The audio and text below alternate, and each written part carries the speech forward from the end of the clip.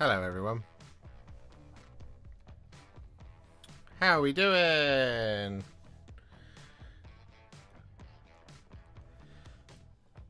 How's it going? It's the 19th of January, which means we're into week 3?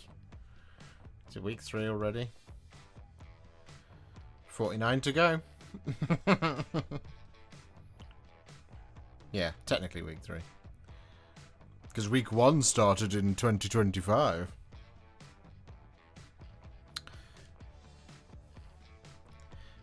How's it hanging? Yeah, I wasn't entirely sure what to do today, and then I realised we hadn't actually done any more on the Sloven Knights, and I was like, do you know what?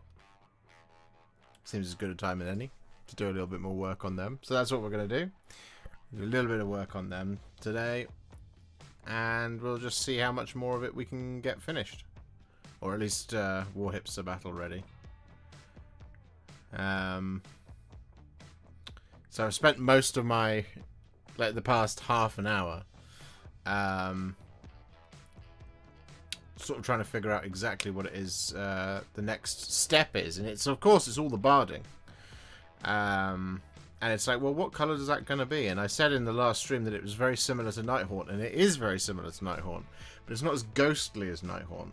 And so I think I've pretty much settled on the fact that Griff Charger Grey is going to be our next colour on them.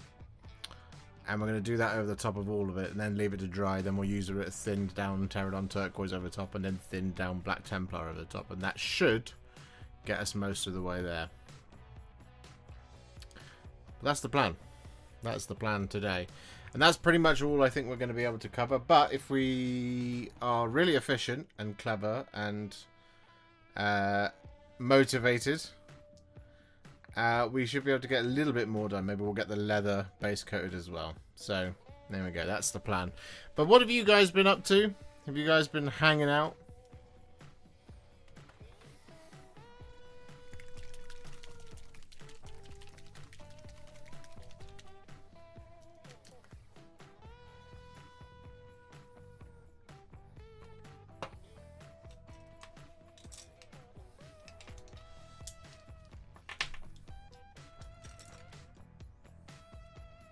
On the old hobby front? Been enjoying yourselves?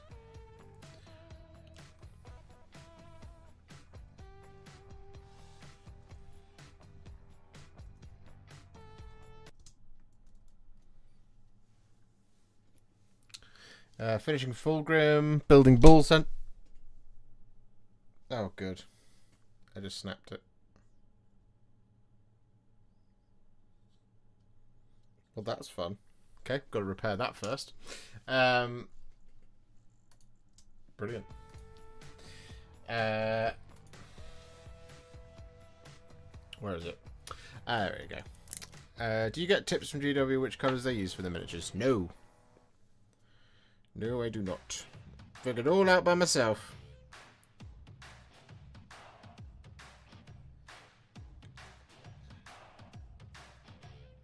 And even if they did give tips out, it'd be completely useless to me because they definitely don't use contrast paints.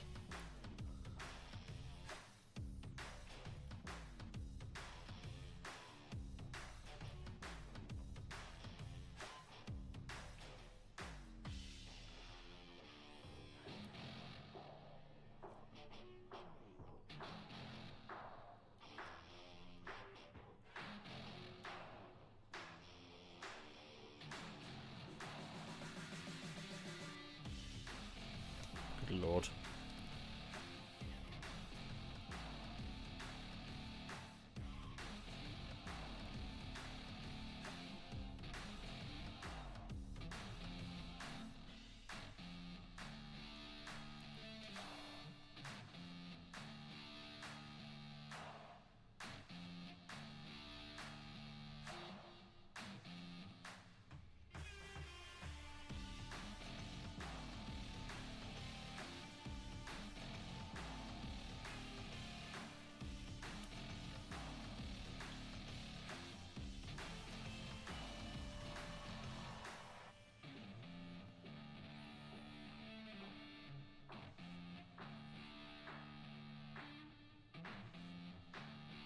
Oh,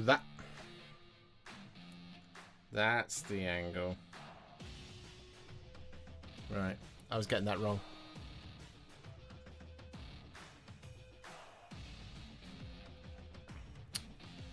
Been relaxing and painting my Lightning Strike squad. Finding painting mini vehicles is pretty fun. It certainly can be.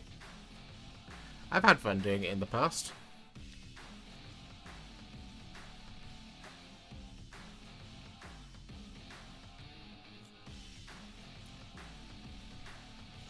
Even though it took me a long time, I quite enjoyed painting the Legion Fellblade. Because it was just a really fun opportunity to mess up a vehicle. That'll have to do.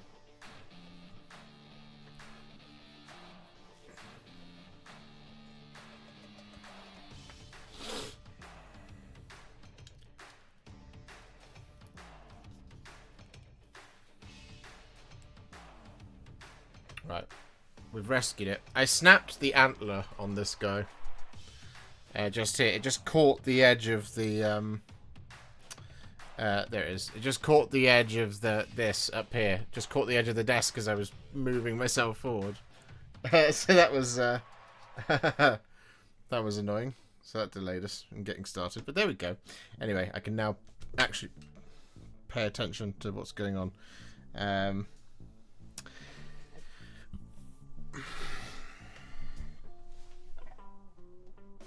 Oh.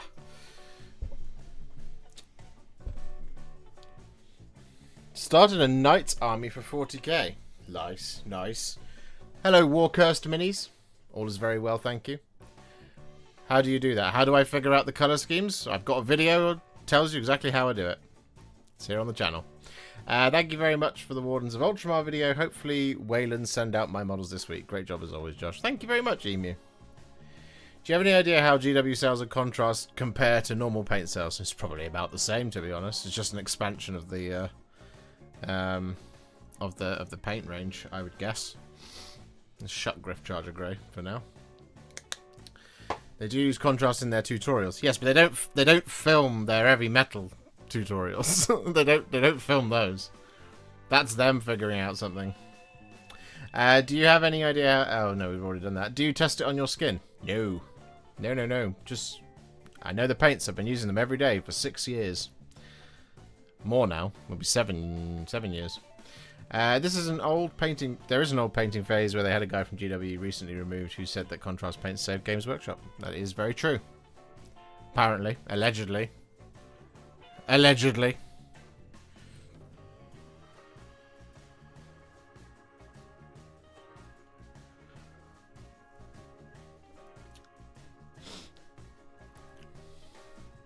Hey, Warhipster, I've been using the airbrush you got sent. I absolutely love it. I don't even want to imagine how long it would have taken me to paint the Rogaldorm Steel Legion Drab. That's why I use a primer from, what are they called? Colourforge. To do mine. Hello, Swarm. Be careful, the dreaded clog will happen. Great. Another good reason to be an airbrush person, right? I bought shot glasses the other day to mix my paints in. Yet another expense to be able to do anything before you get started with airbrushing. So, you know, it's a really great, efficient, much cheaper, better way of doing your hobby. Let's be real.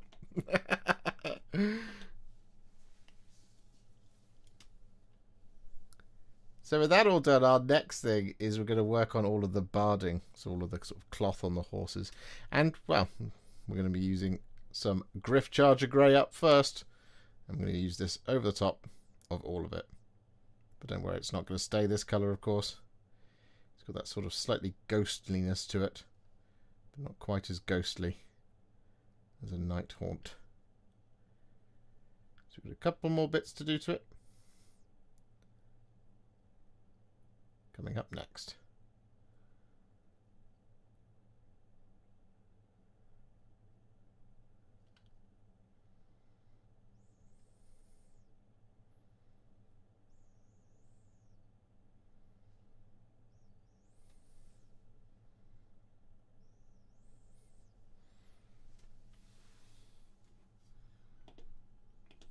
Boom. Right. I'm going to be doing that for the next 45 minutes, I'm sure.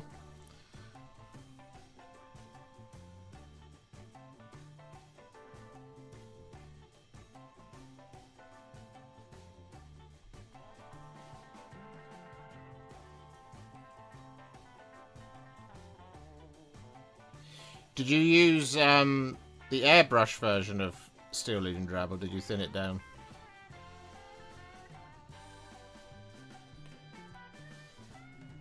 Because again, I've been chatting with Joe about airbrushing, and he says just fling it in and see what happens. Don't worry about thinning it down. I'm like, okay, you're a man after my own heart. That's what I like to hear. Just throw it in, and off you go. Have fun. B-Boy Hanworth, thank you so much for the 5 gifted Warhipster memberships. That is incredibly kind of you. Incredibly kind of you. I'll update the tracker in just a minute. He says, Josh, you and your tutorials are the best moment in my day. Thank you so much. Oh, that's incredibly kind of you. That's incredibly kind of you. Thank you very much. Legendary. Absolutely legendary.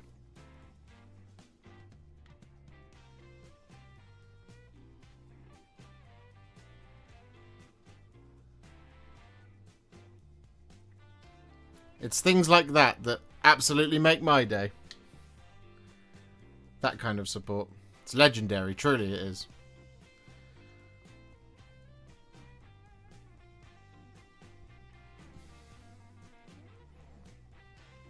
I'm just going to finish this section of Griff Charger Grey, and then I shall update the tracker.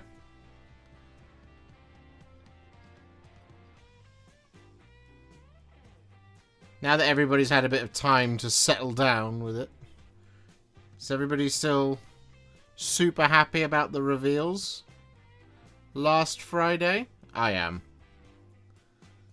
Those Custodes are consuming my every waking moment. I really want to get my hands on them.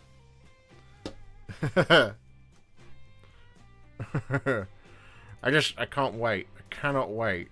Oh no, that's the wrong thing entirely. That one. There we go. That's the one. Boom! Thank you very much.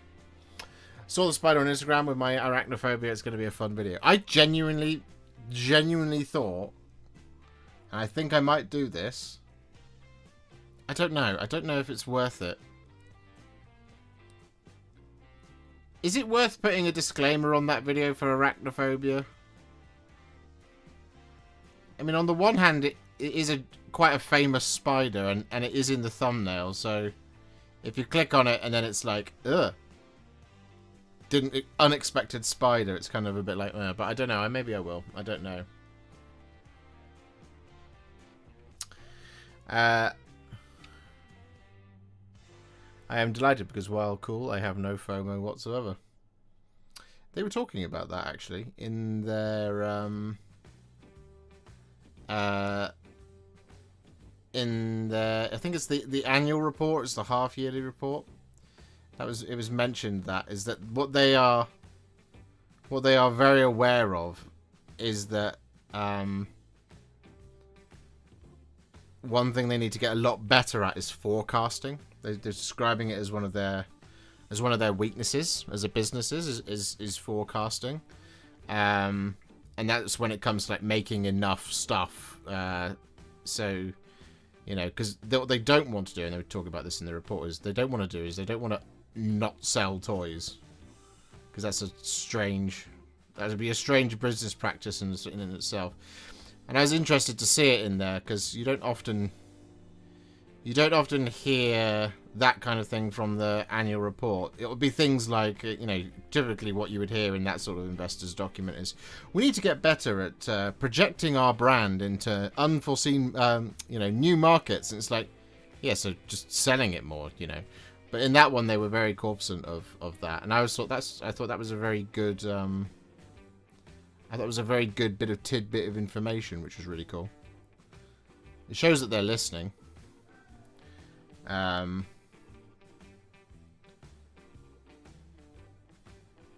Which is nice.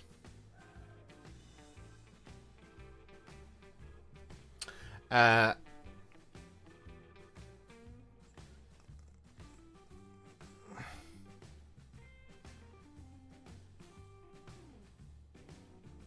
I used your tutorial for the Cathay Dragon. It looks so great. Thank you so much. Oh, you're very welcome. I use your tutorials more than those of Duncan. The man himself.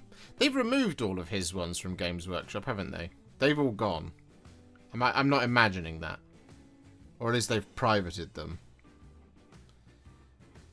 The ones with him and Peachy, and I think with Nick as well. In that sort of older style. From the YouTube channel. I was... at least I couldn't find it. Like the old... You know they used to do the old tip of the day thing on a Tuesday. Which was quite invaluable stuff, really. It'd be stuff like where it'd be like... you know... Somebody would say, how do you paint the Lamenters? Or like the green Deathcore of Krieg, that one. And I used to very, very occasionally, at least a lot, you know, a few years ago when I was sort of early days of YouTube, I would look at those videos to color convert them. So like, for example, if you looked up how to paint, I don't know, let's say word bearers, and they said to paint word bearers, we're going to use corn red. I know where I'm going with that. You see what I mean? So that's what I would use those videos for. And I can't remember what it was I was looking up the other day. I was looking to see how they did it, but no, I didn't find anything, which I thought was a bit of a shame. But there we go.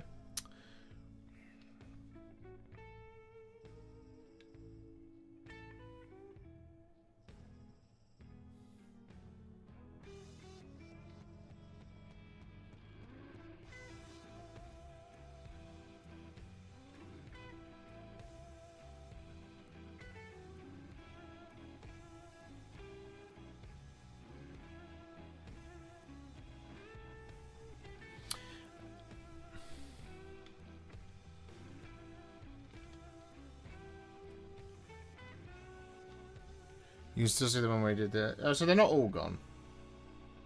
Maybe what I was looking for then... Again, I can't remember what it was, but maybe what I was looking for, they just never did one. Which would also make sense. Again, I can't remember what it was. It's going to really bother me for the next 20 minutes until I forget about it.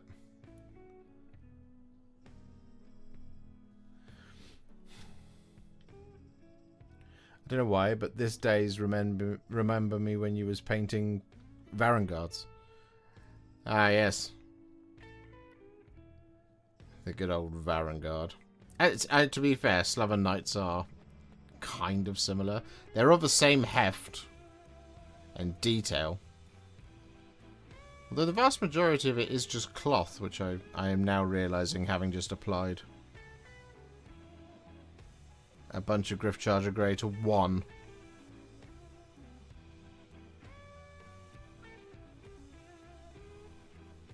It's a lot of Griff Charger Grey.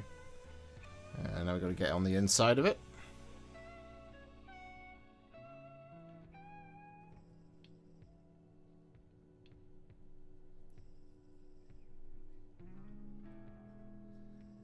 I think there's one thing that slightly irritates me about these, is that whilst it is somewhat a little bit more accurate to have the horse's chainmail on the inside of all the cloth, it is annoying to place it there when it comes to painting.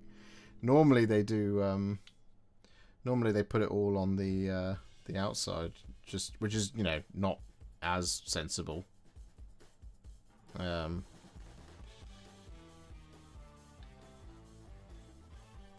kind of don't want to give the game away to your enemies, but is what it is.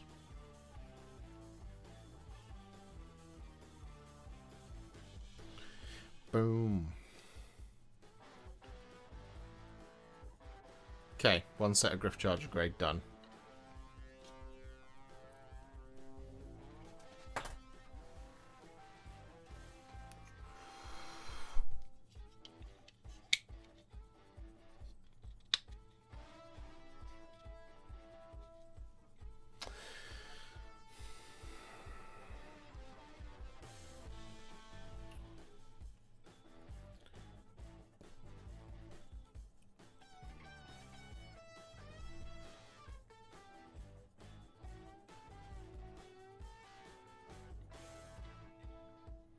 We continue on the next one.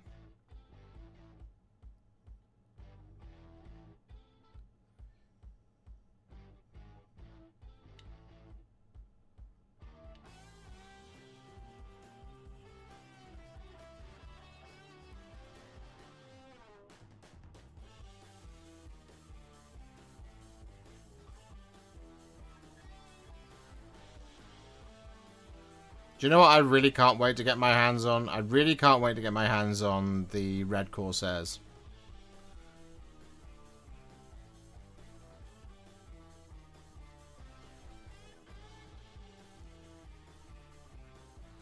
It's almost a shame to me that there are Chaos Legionaries in there and not just more of the whatever they're called, the Reavers. What are they called?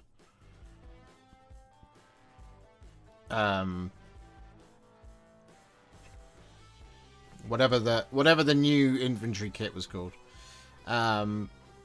Just because I think Chaos Space Marines as a whole are a pretty good range of models, and they look amazing at times.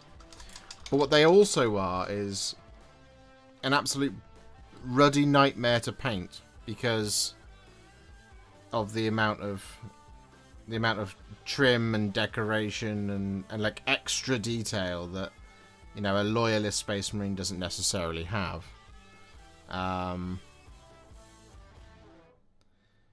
that's long been like kind of, for me personally, has been the downfall of painting Chaos miniatures, is that actually getting them battle ready is really simple, but getting them to the next level, it just, when it comes to highlighting all that trim, it just takes forever. And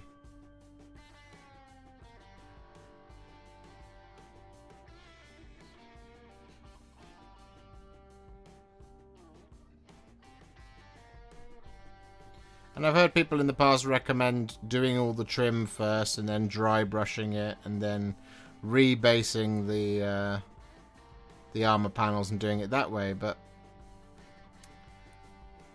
I feel like you're still spending the same amount of time on it.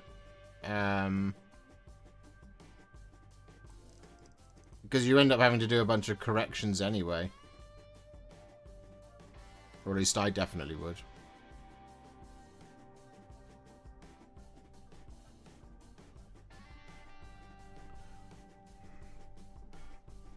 Because of who I am.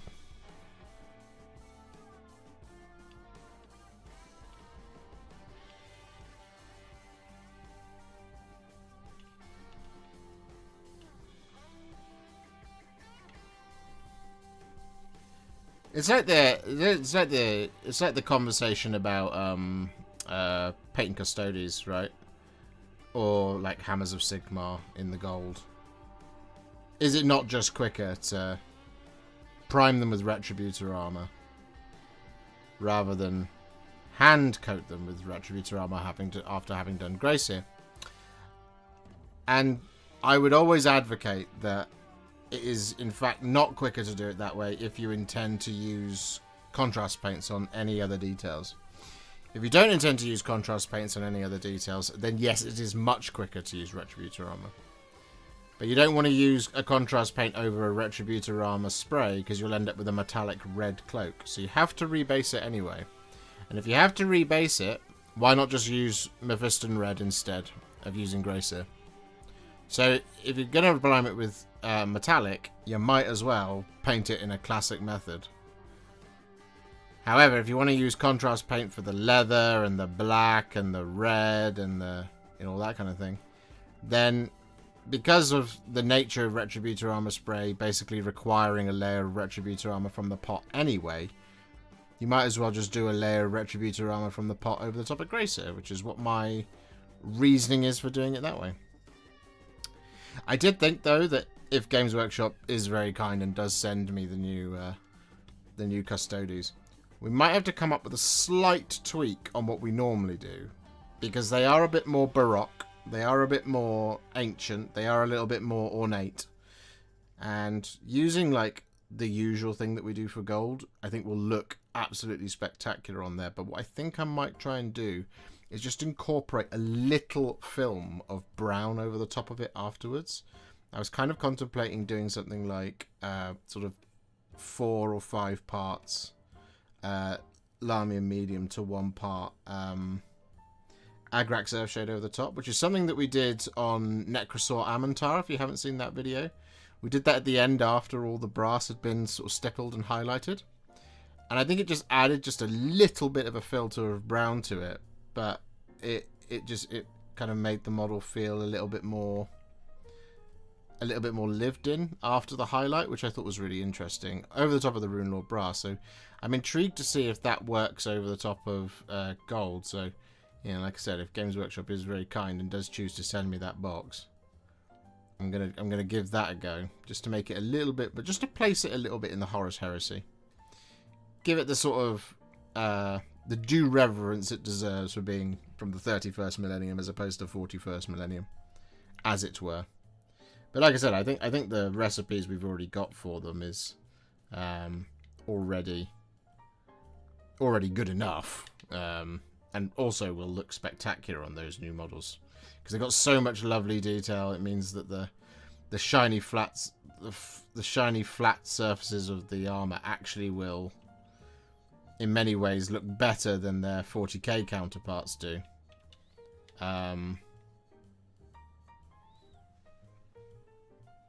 I think, personally.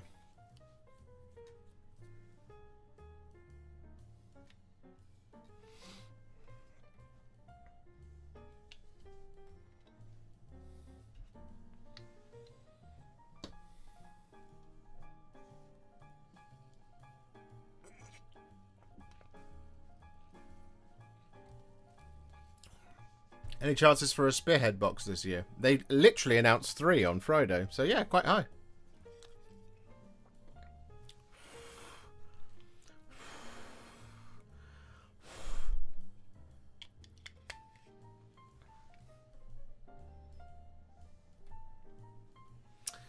Doing 1,000 suns at the moment, and priming with gold is a lifesaver because mistakes are easy to fix, and with primer/dry brush you are already done 90% of trim.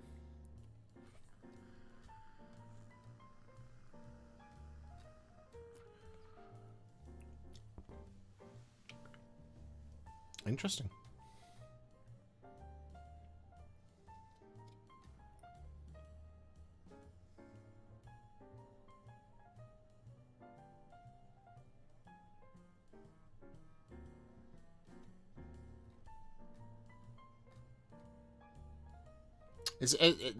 The funny thing about, like, with paint chaos models, with all the trim, is the trim is a really important part of it, don't get me wrong, but it's actually not the most important part of it. For me, the most important part of it is the main armor color, which is why I don't want like a metallic gold 1,000 Suns blue for the blue at the expense of the trim. See what I mean?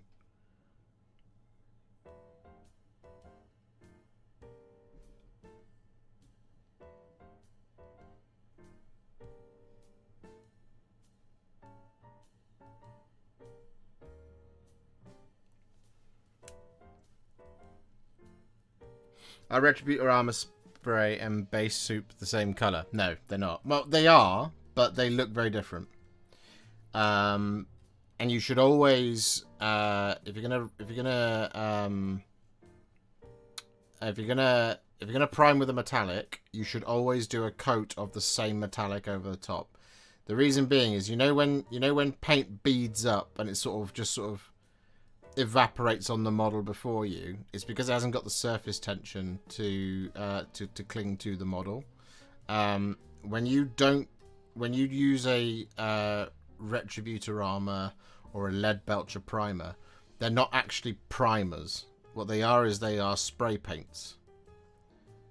So they don't have that same kind of they're not primer coats. So what you should do when you're priming with Retributor armor or with lead belcher is you should do an actual primer first. And generally, a lot of folks will do something like, if you're just sticking to Games Workshop primers, they'll do Chaos Black first, and then they'll do the primer over the top. the lead belcher or the retributor armor.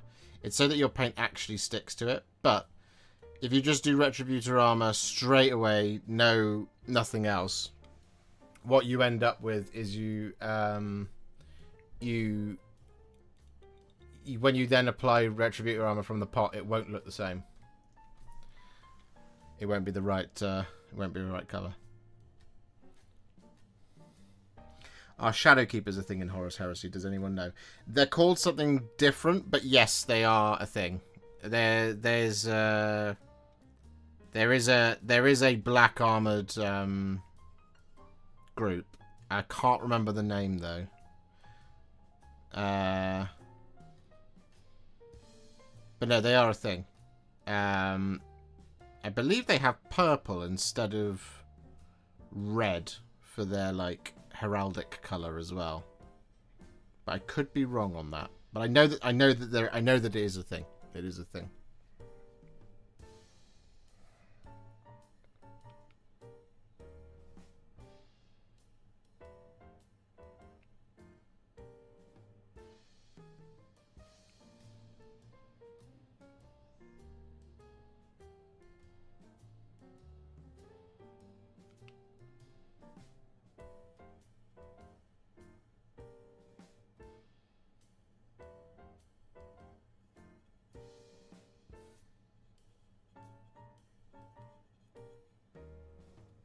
Called the Grave Wardens or something?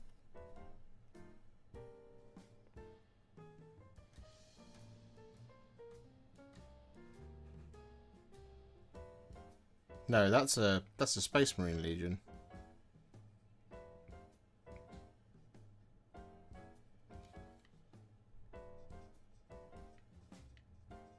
I will look it up in a minute if someone else doesn't get to the answer first.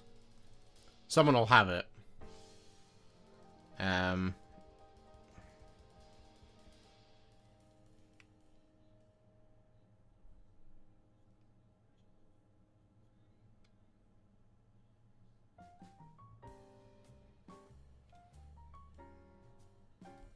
But you know, they have said that the new models are valid in Warhammer 40,000, and I think that's almost definitely true for the Custodian Guard.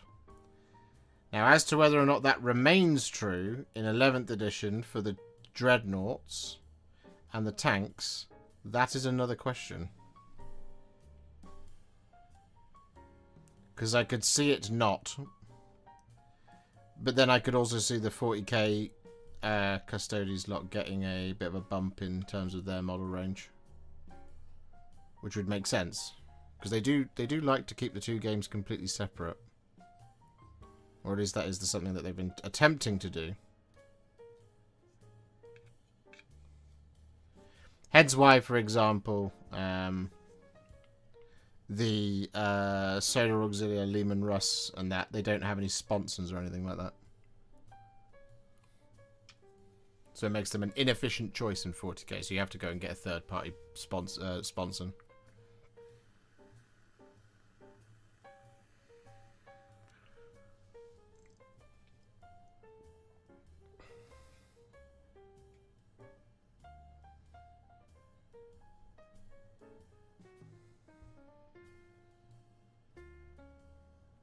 But they do also know that there are tons of hobbyists who just simply don't care about that kind of thing, and so buy the models and use them anyway.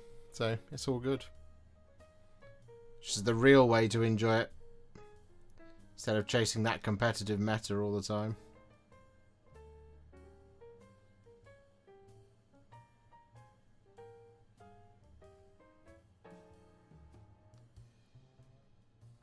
I think the biggest mystery for me about 11th edition, and I kind of got my first clue with this this set of reveals, was the redo of a Viper jet bike is very interesting. Because I could see the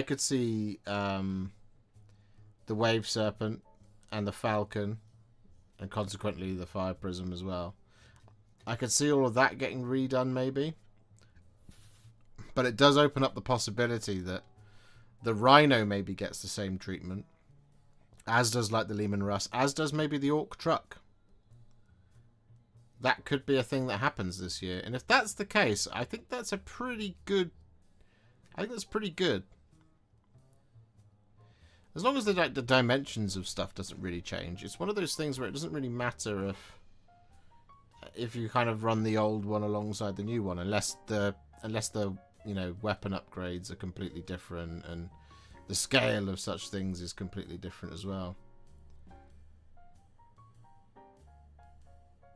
I could see it. I think it was Joe who said to me the other night that he thinks that the Space Marines are going to get a redo of the Devastator squad and the Tactical squad. Which I was like, well, if that happens, justice for assault squads, you know.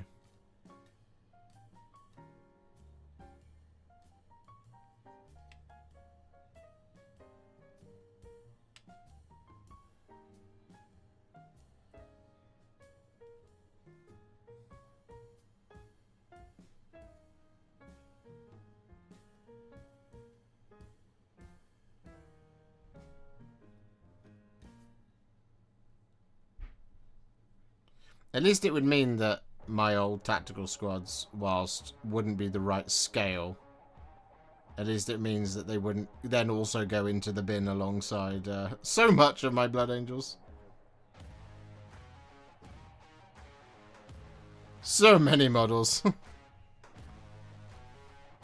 I would also like to clarify that none of it's gone in the bin. It's just in the metaphorical bin in the sky. The Legends bin.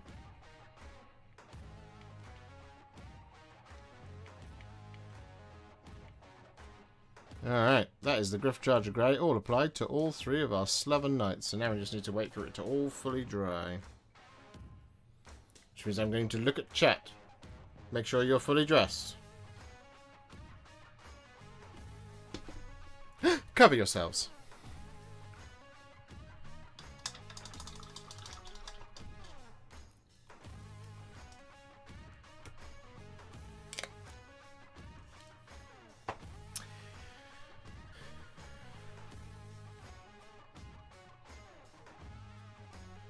Games Workshop answered a post asking whether or not the tank and the Dreadnoughts were going to Legends in 40k, and they said no. And yes, that is true. The two things can be true. That can be true for now, and it can also be true that it won't stay. It will go to Legends once 11th edition drops in July. August. Whenever it is. Whenever it's going to be.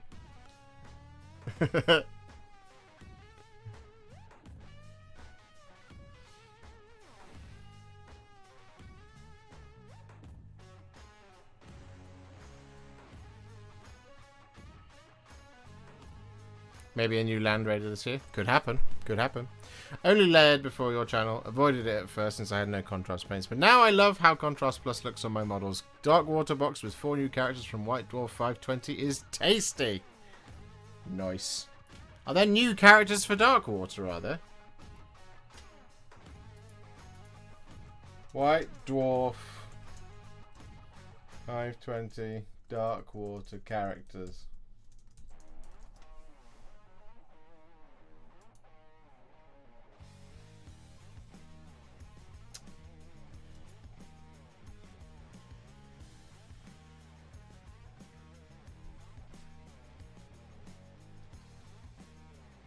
Do I need to buy this copy of Ghoulish Heroes? I generally don't buy White Dwarf these days, because if I did, it would just take up space. I didn't know that was a thing. Maybe I'll have to get that. But no, thank you. I'm glad you like it. Kind of hoping a plastic Captain Badrock becomes real. Space Pirate Orc sounds awesome. I think if he's not gonna be in this range of pirates, I don't think they're going to stay on the pirates thing forever. I wish they would, but I don't think they will. Poor bin, slightly smaller Marines. I know, it's a shame. I have so many of them. I have about 70 tactical Marines on sprue, which is I think I'm just waiting for the day that they become crash test dummies, and that's what we'll use to paint schemes and things on. Rather than put any effort into them now. Got a question about the old Tyranid tutorials. I found that the Caribird Crimson comes out a bit too light. Did they change the formula, or is it a skill issue? They haven't changed the formula. It might be that you're just thinning it a little bit too much. Maybe take one part out. It is meant to be quite subtle, though.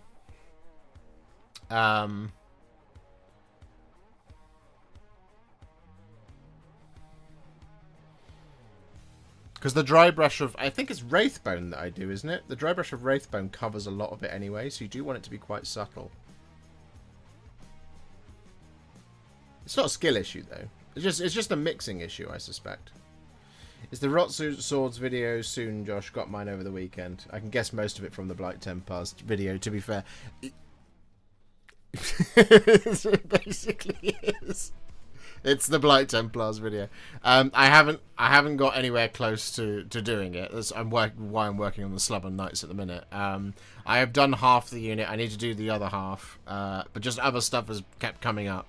But that is my intention this week and next week, is to get as much Maggotkin as I possibly can done, because I've got 5 of them, Blight Kings, Sloven Knights, and Pestigors to do.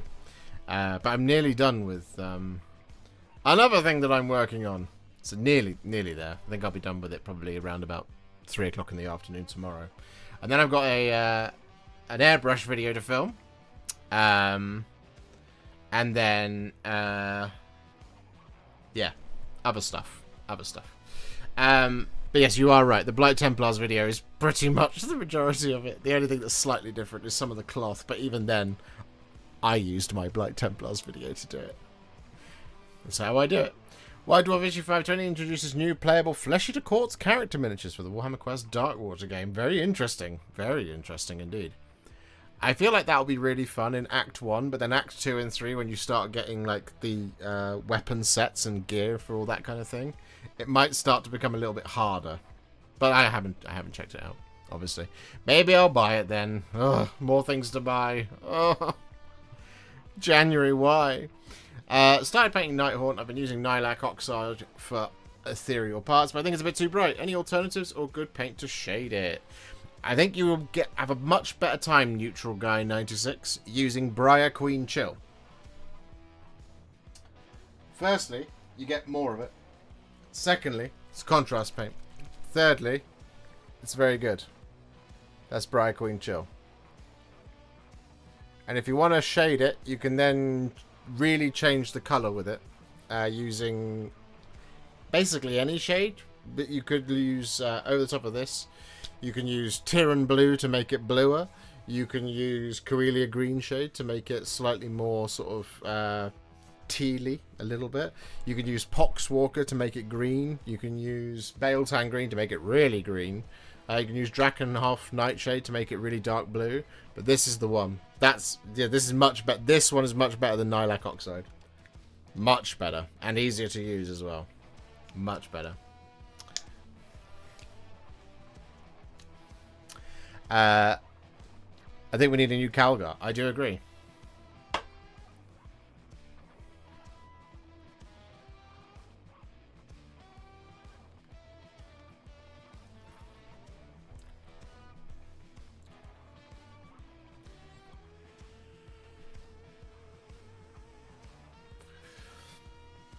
Will, thank you very much for being a member for 31 months. It was very kind of you.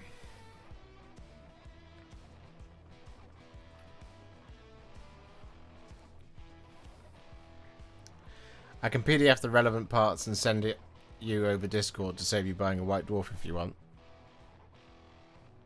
That might be quite handy.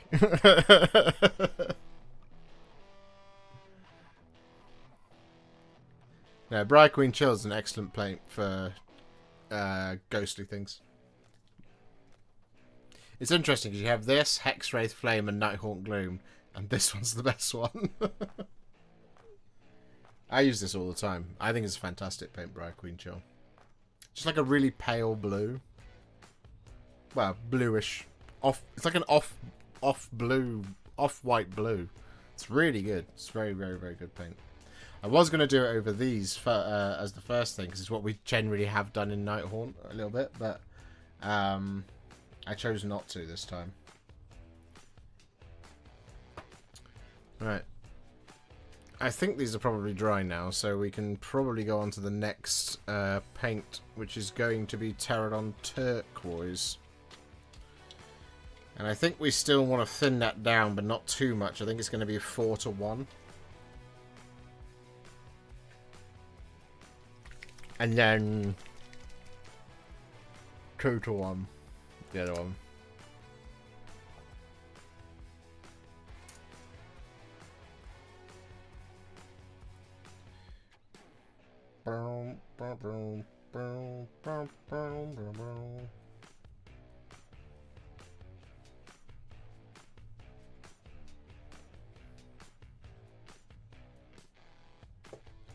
Yeah.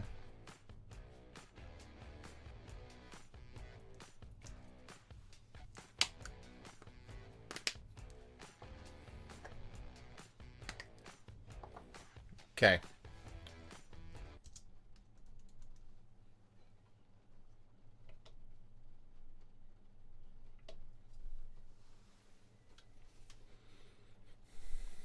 So once all that Griff Charger Grey is fully applied and dry, what we're then going to do is take a roughly 4 parts Pterodon Turquoise to 1 part Lamia Medium.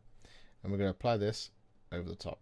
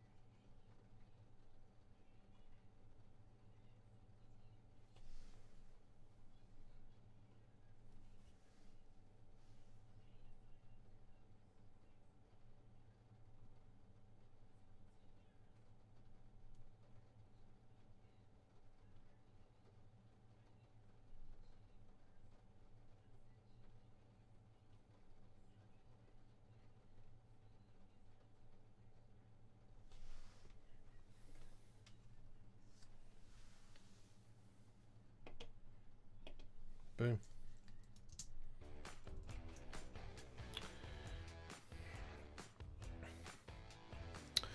What would you recommend for the same effect but purple? Which effect?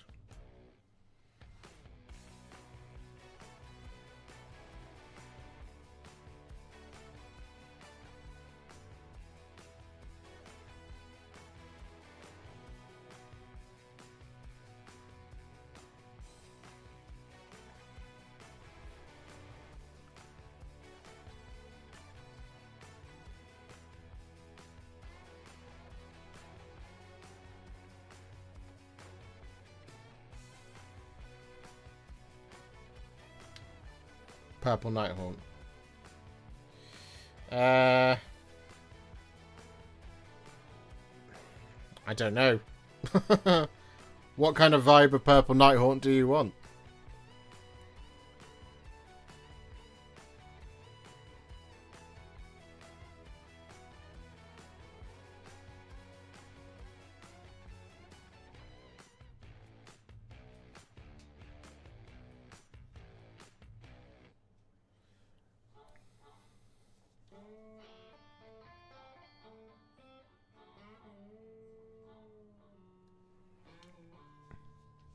Light. Druky Violet then. Or if you want it cold, Dreadful Visage.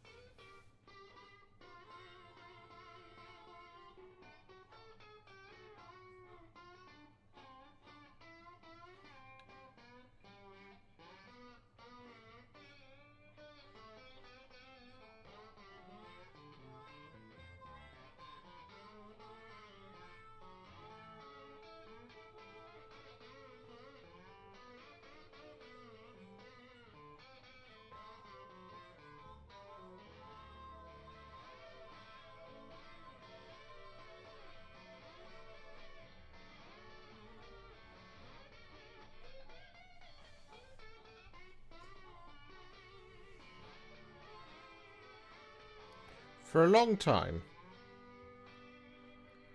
I didn't love Pterodon Turquoise as a paint.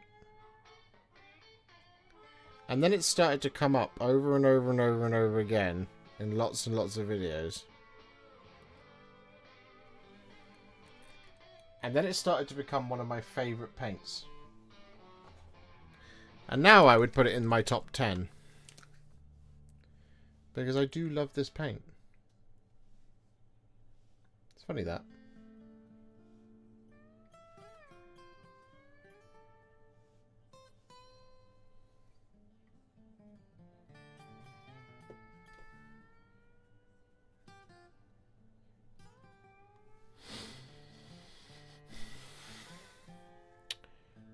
I was watching your Drazar video and it's crazy to think of a time before Black Legion. I know.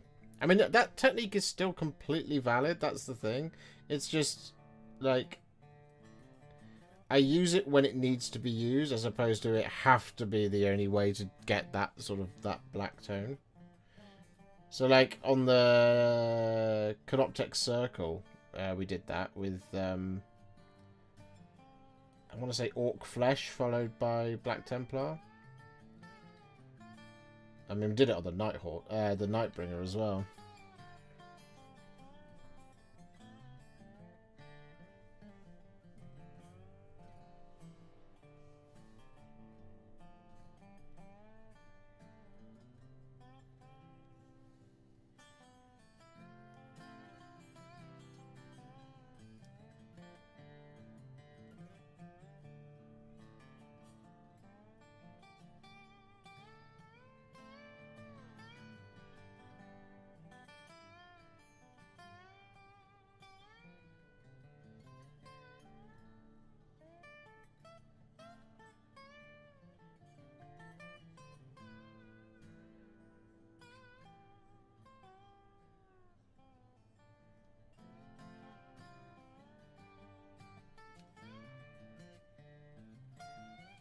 I meant to, I think last time we were live, somebody asked me,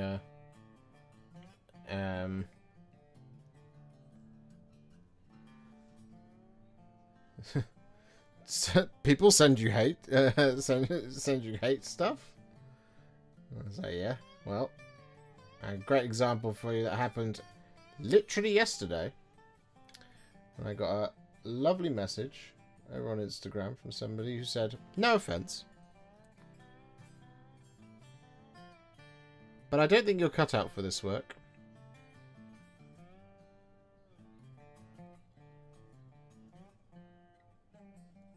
I think it would be better if you were to sell your miniatures so that those of us in the community who know how to actually paint can correct them and stop wasting people's time with your videos. And I was like, oh. I mean, at least it's polite.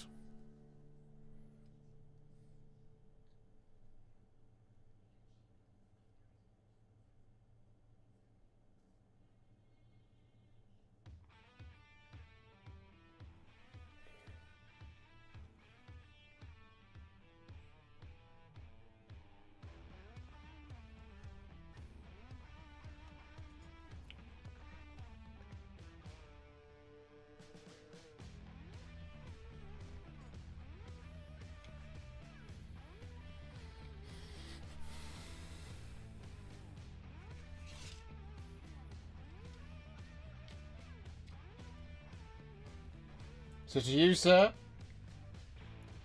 who, let's face it, you might watch this on demand, I want to say thanks.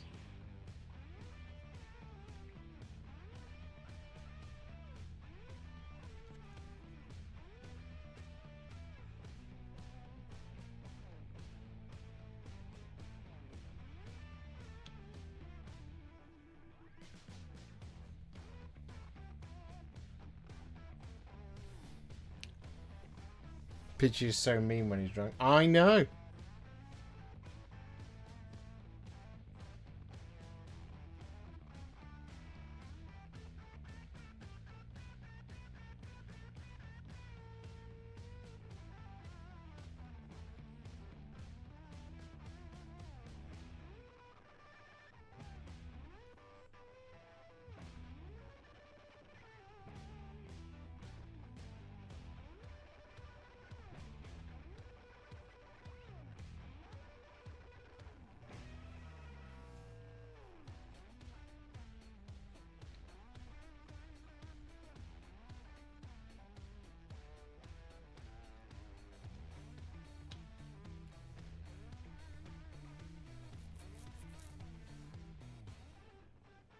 What does paint taste like? Icky.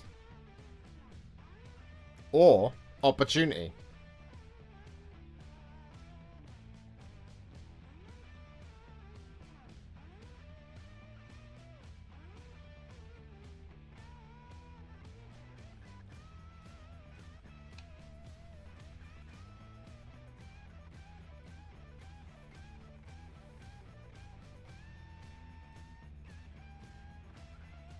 That's why generally, as a rule, I don't recommend eating the paint.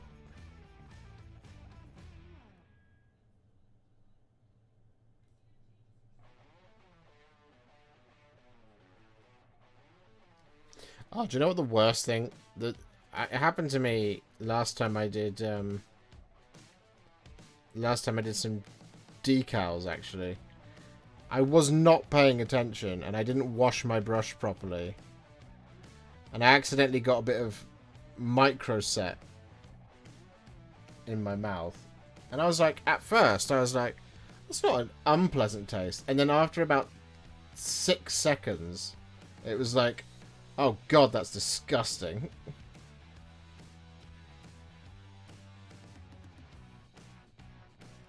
So also don't eat your micro set or your micro soul, kids. Don't do that.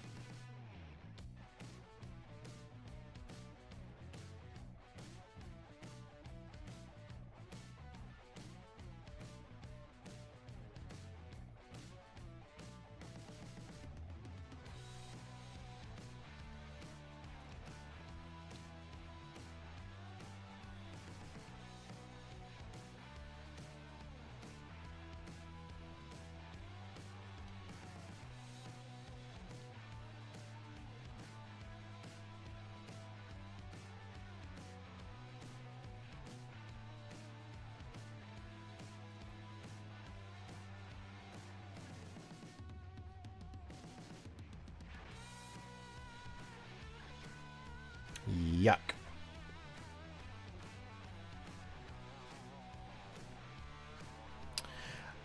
I can tell you why they would go out of their way to do that, Will. Is because they think what's going to happen is they're going to win. And they're going to be the one that breaks me finally. And so I'll just go, do you know what? You're right. Tell me what you want and I'll give it to you. And then what they then do is go, ah, excellent. I will give you £3.50 for your entire collection. That's what they envision happens in their head.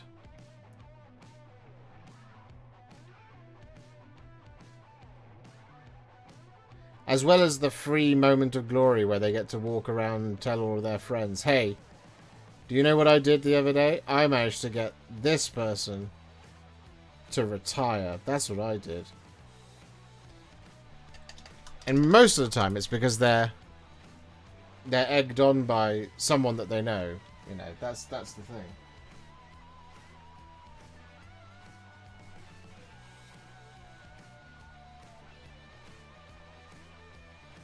But we also live in the age of the internet where everyone thinks that they have a valid opinion that needs to be shared with the world.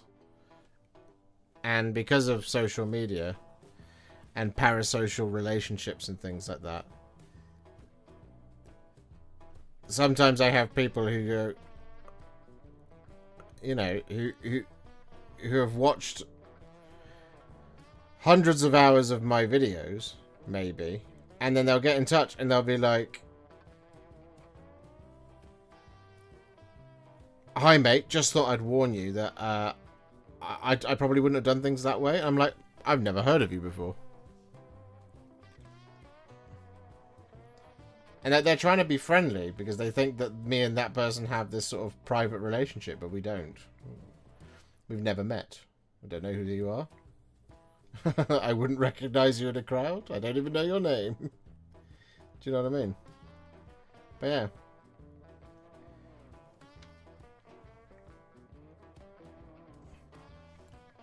I have nearly 100,000 subscribers, and I don't think my opinion matters, you know.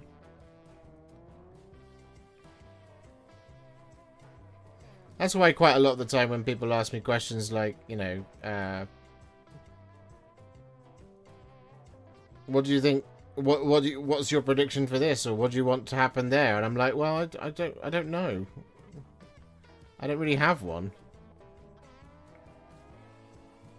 And obviously sometimes I can't help it. I do end up sharing like an opinion, like my opinions on 40k 11th edition, 10th edition, and this, that, and the other. But at the same time, I don't think anything of what I say matters, you know.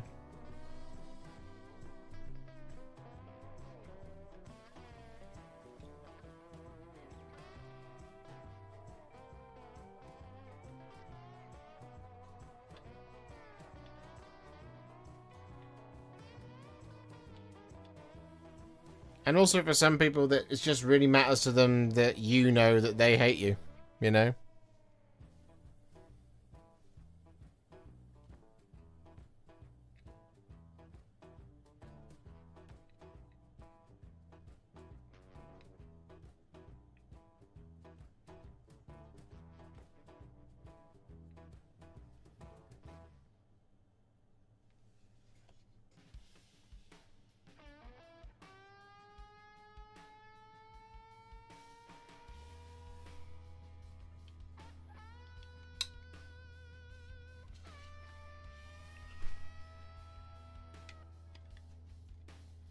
Microset / soft or Mr. Hobby equivalent. What do you mean? I use Microsol and Microset. Where's the 100k subs party going to be?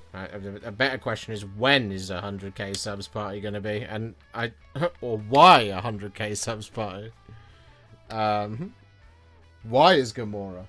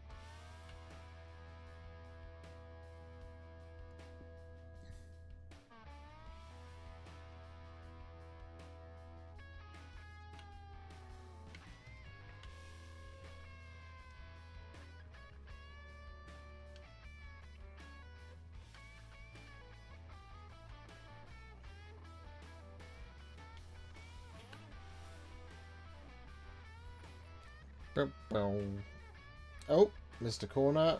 Don't want to miss the corner.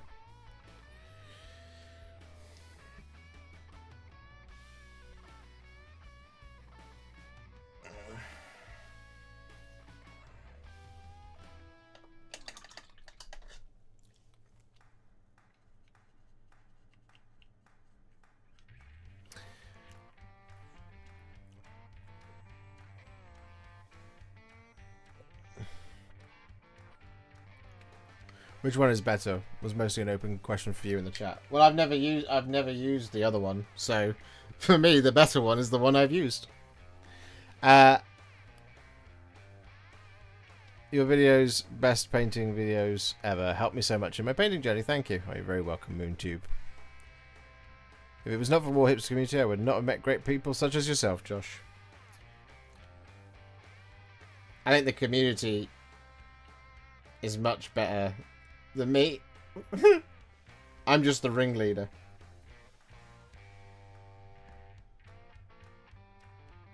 The community is what you guys make it.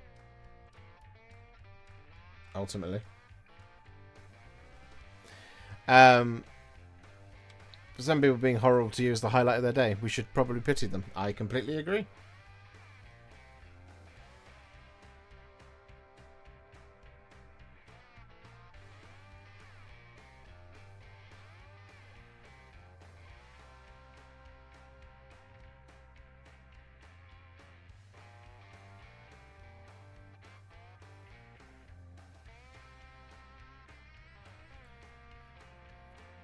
a lot of the time, when I do get a message like that that's full of rage or whatever, but if it's particularly full of rage, I actually do tend to try and engage with it and just be like, hey man, what's going on? What's wrong with you? And sometimes that conversation turns into a really good, productive conversation. Most of the time it doesn't, but sometimes it just turns into like a...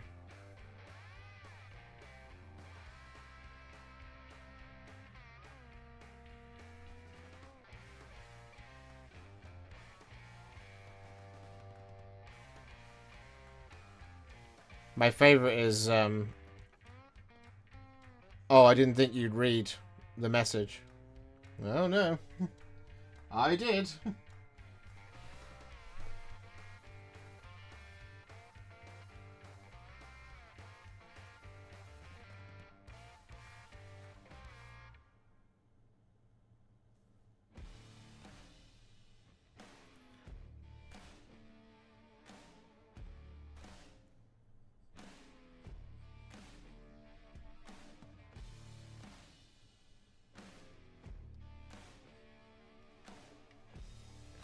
To which I often say to that is, maybe next time, write it in your notes app, rather than to another human being.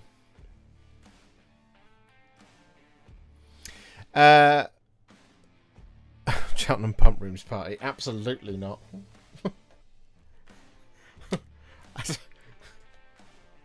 It's January, okay? January, nobody has any money. I don't have any money. I can't hire a venue for a party.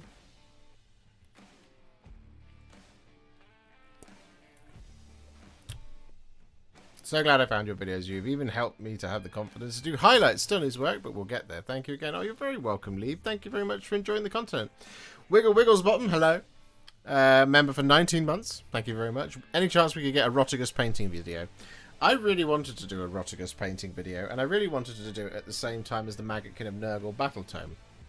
The trouble is they announced it whilst I was on my holidays.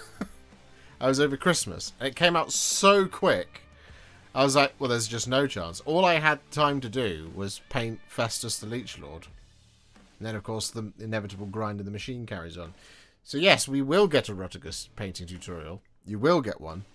I just can't tell you when, because I need to do him and Kairos as well. They're both there in the list of things to do.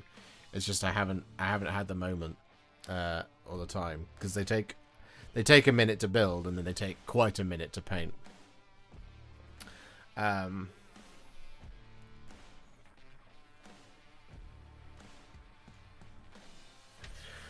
Warhipster, I have to admit that mean comment was me. I was just so upset you decided to not come to Warhammer World AOS Day that I couldn't help it. Did you also send one to Great Western Rail Predators? Because it was also their fault.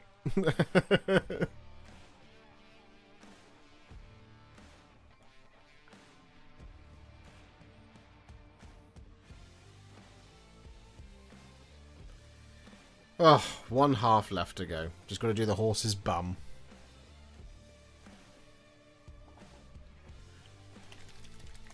No worries, man. I only wanted to ask because I know it got mentioned a while ago before the Nurgle release happened. And yes, that also caught me off guard with how quickly that came out. Yeah, it was mental.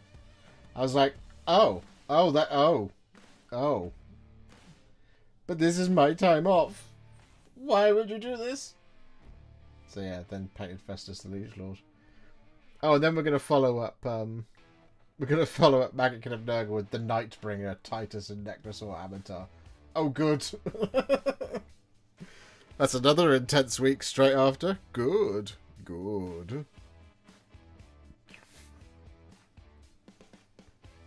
What I should have done is I should have painted. I should have had a monster week as my final week of 2025. Again. Like last year when we did Fulgrim Transfigured, The Saviors of Cinderfall, and we did something else as well. Can't remember what it was.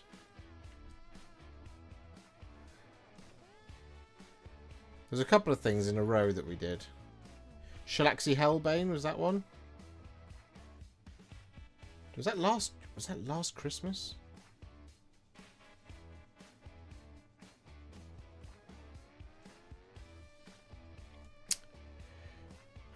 Can't remember.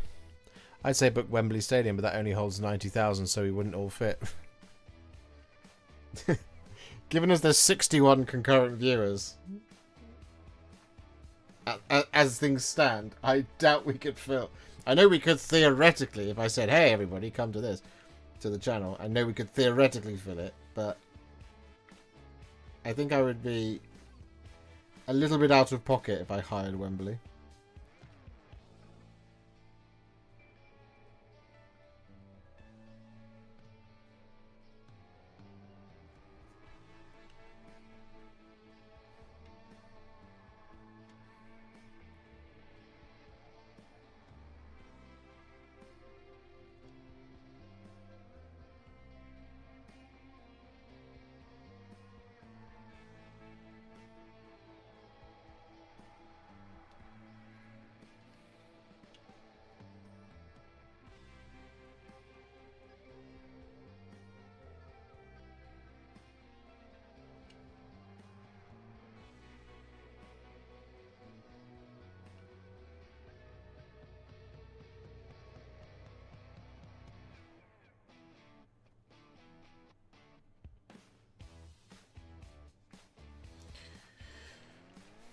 Beep, beep, beep, beep, beep, beep, beep.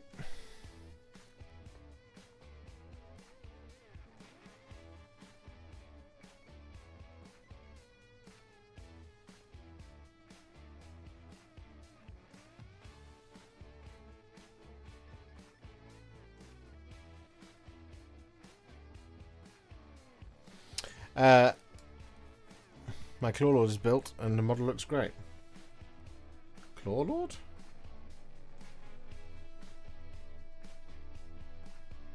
Why am I forgetting what that means? Good evening, Matthew. How have you found the new Nurgle range to paint so far? I think, for me, personally, I would have enjoyed the Maggotkin of Nurgle range that came out a lot more if it hadn't been basically the next thing that came out after Darkwater, because I put in an absolute bloody shift to get Darkwater done, and then stuff like the Rot Swords and all that kind of thing, whilst they're just gorgeous models and I really like them, and I am painting them, or at least I hope to get a video out on them in the coming weeks.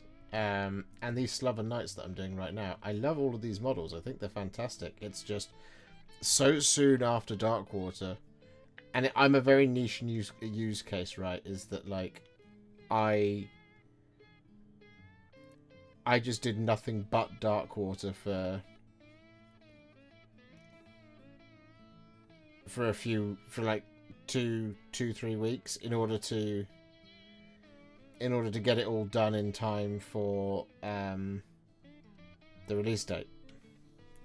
And so I had all of the videos and all that kind of stuff. So in that regard, it was like, I've just done a huge amount, and then it's like, oh, by the way, here's some more. And it's not even close to the same amount, right?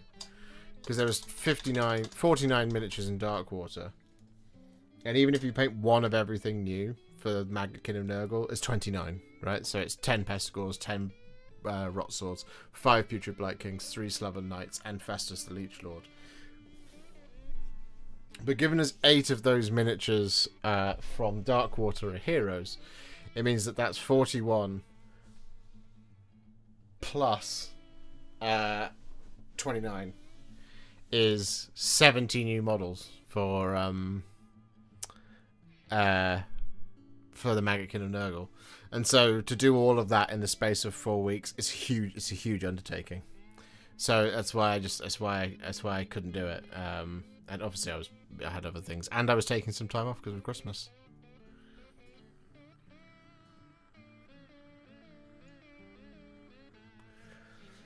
But I think it's a try. I think my overwhelming feeling about it is that it is a triumphant range. I think it's fantastic.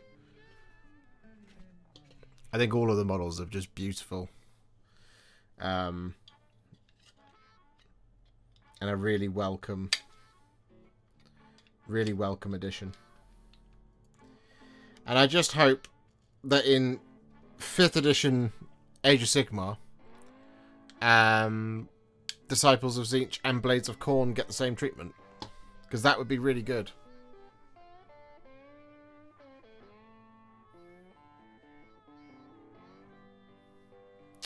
Curious question. After you've done with your minis, do you varnish them? No, I do not.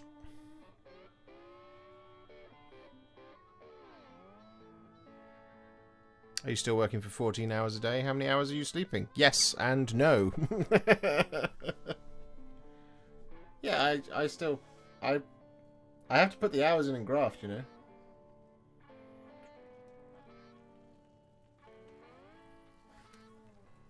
The videos don't get done if I don't do them.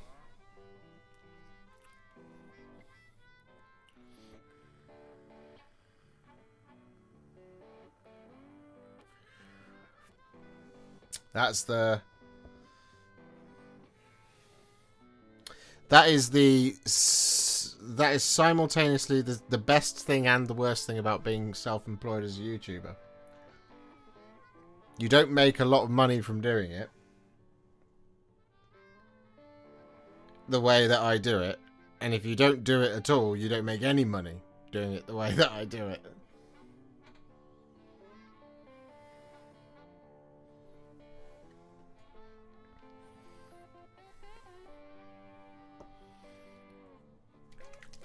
Because there's what I do, which is, you know, pump out 2 videos a week. That are always called, 99 times out of 10, they're called contrast plus how to paint insert title, right? That's the video that I put out. I don't put out, did Games Workshop ruin this? I don't do that. Because who needs another one of those videos? And also, I don't believe it, you know? So, I don't make those videos. But those videos get a lot more views. They get a lot more views. If you just pump out pessimism, you get a lot more views. And if you get a lot more views, you get a lot more ad revenue, right? But the reason I don't do that is, one, what I have is a really positive community. I have a really positive community. So if I started putting out videos where like Games Workshop ruined 40k again, if I start putting out that sort of video, what you get is you get people going, yes, I support this message, I'll become a member, and then they come into the they come into the community and they start to put in a lot of they start to put pessimism in, and at that point I'd be doing that to you guys if I did that. So I would be making your enjoyment of the hobby worse by doing that kind of thing, which is why I don't do it. And also, like I said, I just don't believe in it.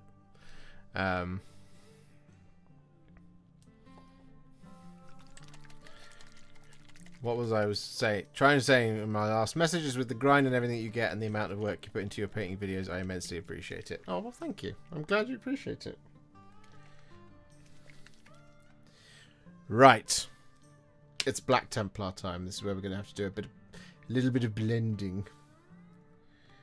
But it's going to be the type of blending where we apply it over the top of the entire thing and then just sort of wipe off the bits at the bottom. So we're going to use 1, 2, 3, 4. And then we're going to use 1. Didn't shut my Lahmian medium. That's good. And then 2 of Lahmian medium. So this is 4 to 2, but technically a 2 to 1. But I mix 4 to 2 so I can do more of the model.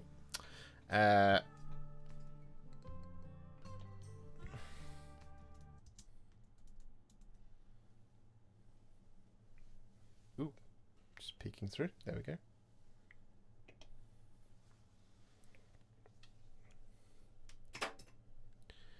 So with all that Pterodon Turquoise now applied, what we're going to do is we're going to take a roughly 2 parts Black Templar to 1 part Lahmian medium mix, although I've mixed up 4 parts Black Templar to 2 parts Lahmian medium.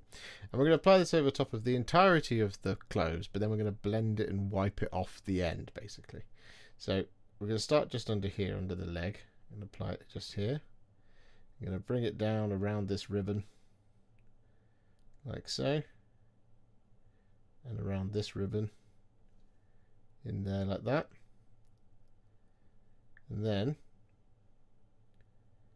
keep going along.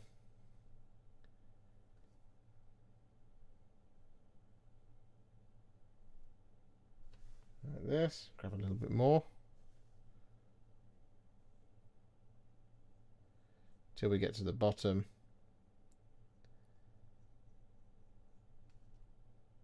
Like that. And then what we're going to do is going to wash the brush. Get rid of the water. And then just at the bottom, basically just roughly wipe it off.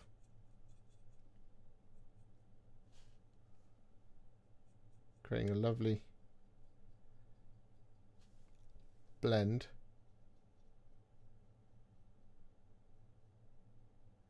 Into our Black Templar, like that.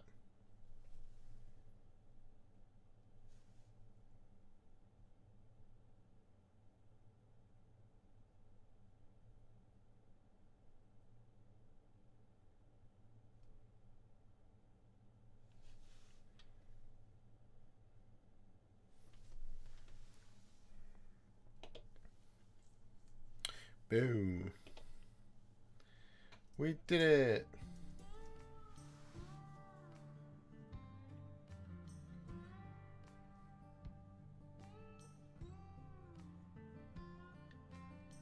And now we just do it a whole bunch more.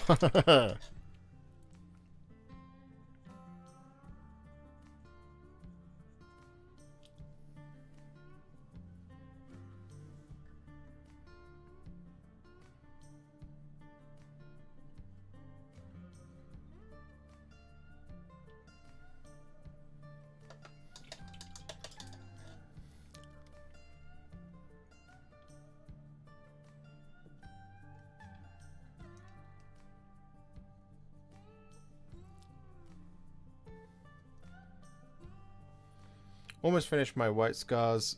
Just transferred to go. I used lots of oil and enamel washes this time. Lovely. Are you pleased?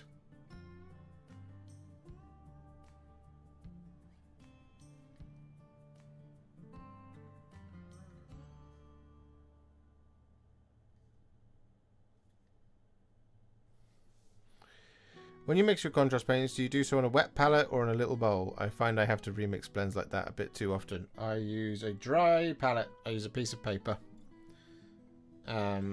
Is what I use.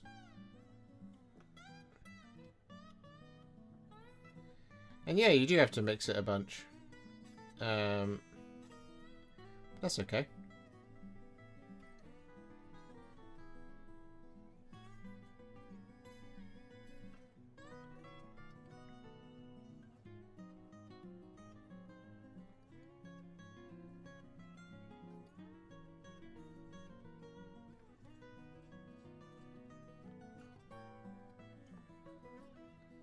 That's why I do the 4 to 2 most of the time. It's so that I can get through maybe 1 or 2 models with it. Sometimes it's just the one model, but yeah, you do have to.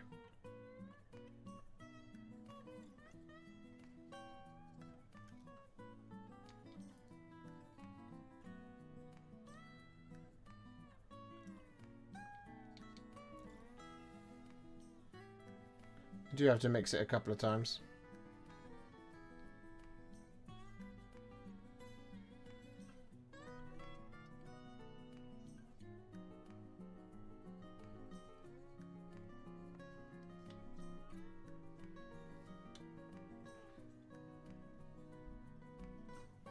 I think it's going to require one more going over with this mix, but like just towards the top, but that's okay. Like a halfway blend.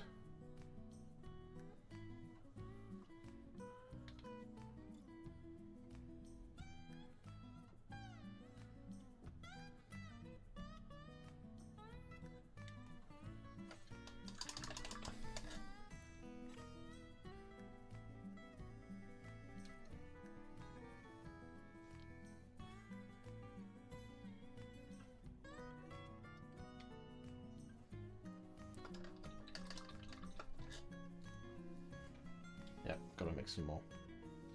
1 and a 2 and a 3 and a 4 and a 1 and a 2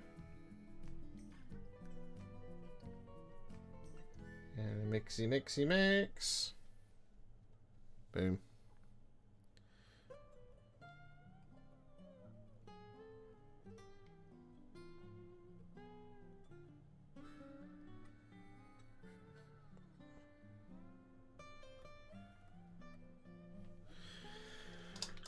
Whew.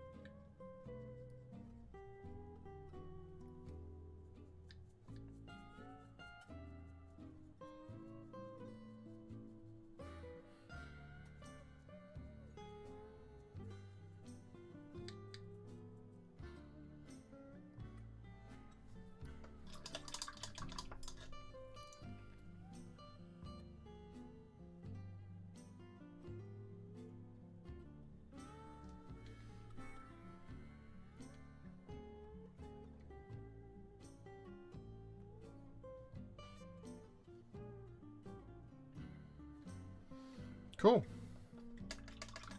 Almost done a whole one. That's what we like.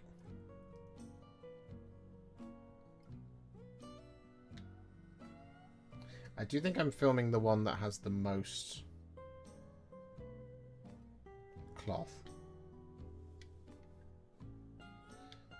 The others feel like they've got slightly less. Or maybe that's just because I get into the groove after I've done the first one, I'm not sure.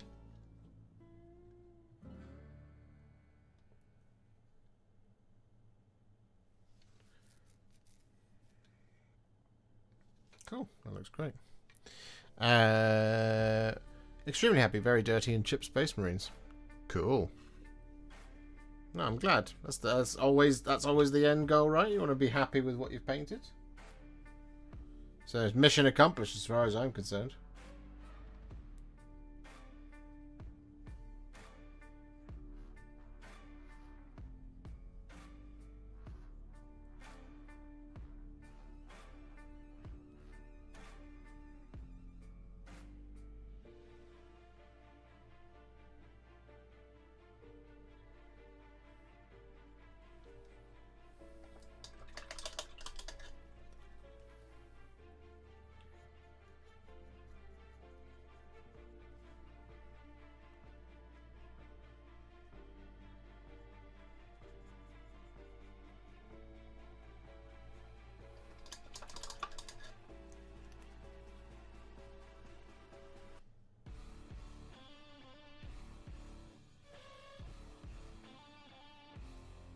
Spooky.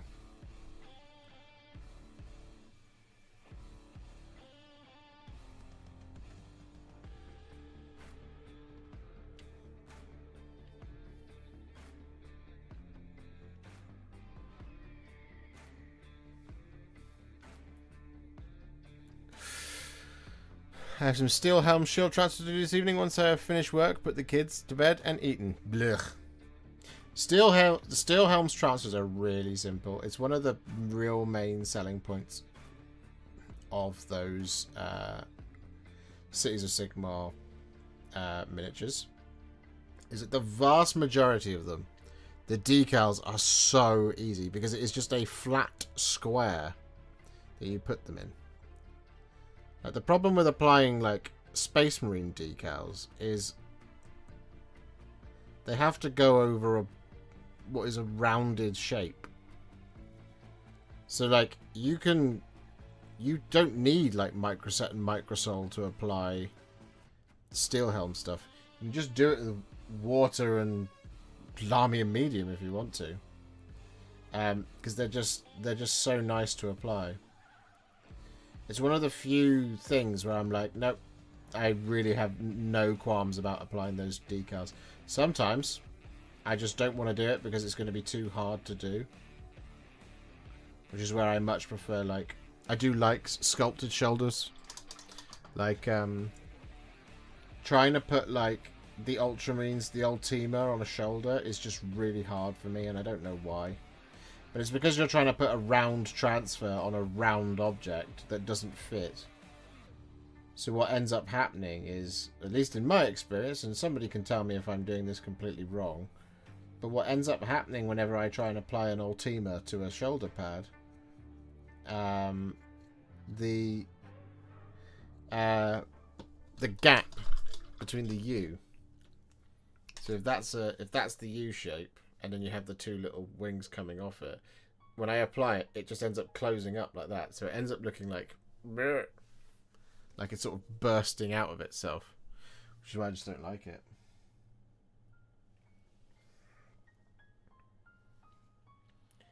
Like Blood Angels ones are kind of okay to apply, although they still like crinkle up at the edges. Or at least they tend to when I do it. I'm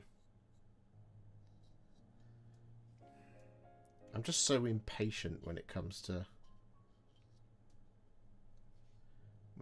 doing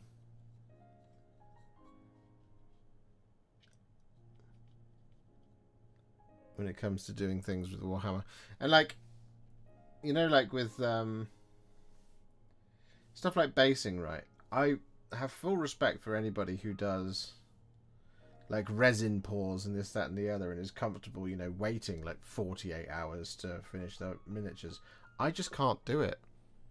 It bothers me that I have to wait a few hours for like Stirland mud to dry in the first place. It's my least favourite part of anything, is where it's like, yep, gotta wait now.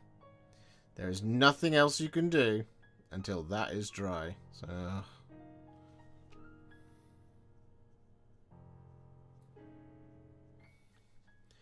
I don't really like applying basing to applying paint to bases either, because it just takes so much longer to dry because it's just lying flat like a little puddle.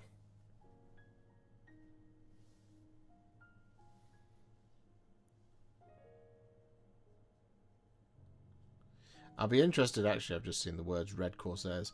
I'll be interested to see how easy the Red Corsairs shoulders are, decals are to apply. Because, and this is true, if Games Workshop sends it to me, I shall paint them. And we'll have to do something alongside.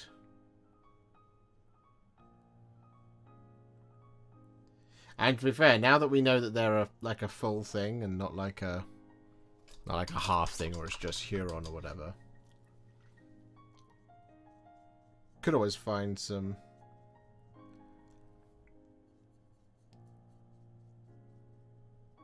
Chaos Space Marines to just practice it on. Figure out the scheme, you know. Get the jump on it early, that would be cool.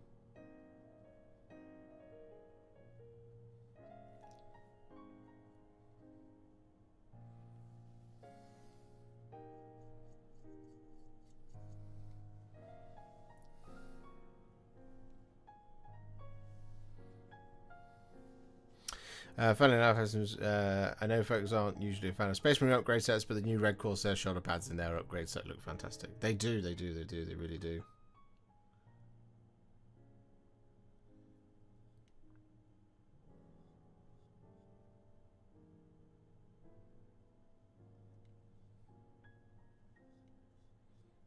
Quick sense check of the old chat.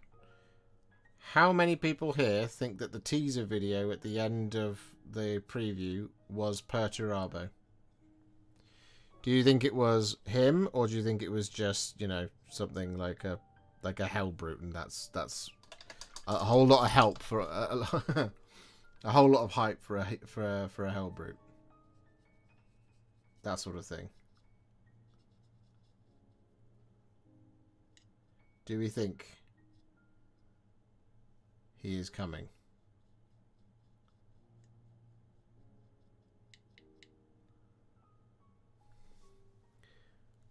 Yes.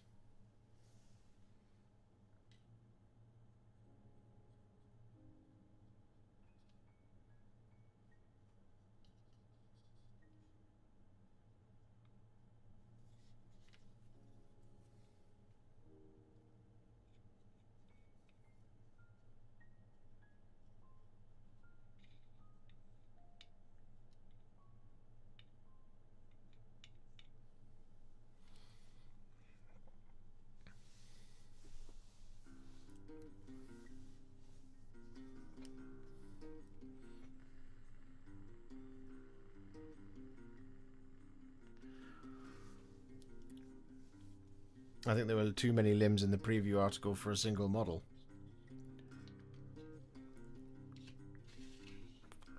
I mean, Shelob has 8 limbs.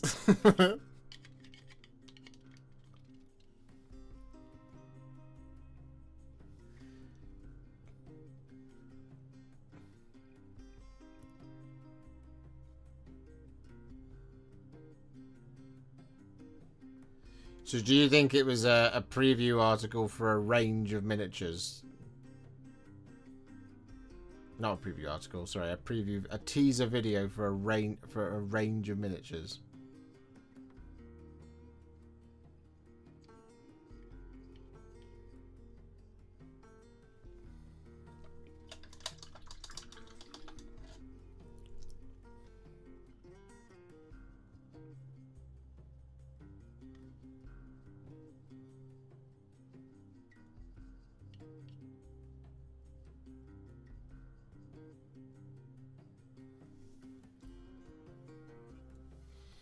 .99% it's Perturabo.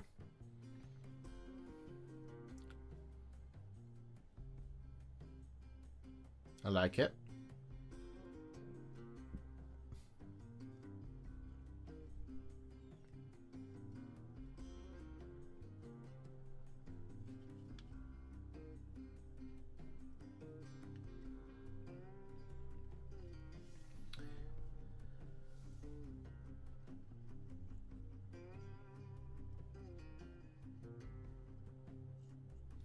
To be fair, and I was thinking about this the other day, after the stream, I was like, now hold on. Hold on just 1 minute. Dark Angels, Blood Angels, Space Wolves, they are all codex supplements of Codex Space Marines. They are not codexes, they are codex supplements. And why is that important, I hear you ask? Well, there is an important distinction there because World Eaters, Emperor's Children, Death Guard, and Thousand Sons are not codex supplements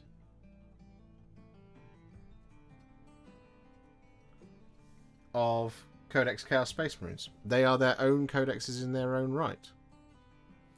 So, follow me on a little leap of logic here, but there is a scenario where we see codex supplements for the CSM book, because it is only currently a Space Marine thing to have a codex supplement currently as things stand. So there is a reasonable hypothesis that we could be about to be witness the first of them being Codex Supplement Iron Warriors.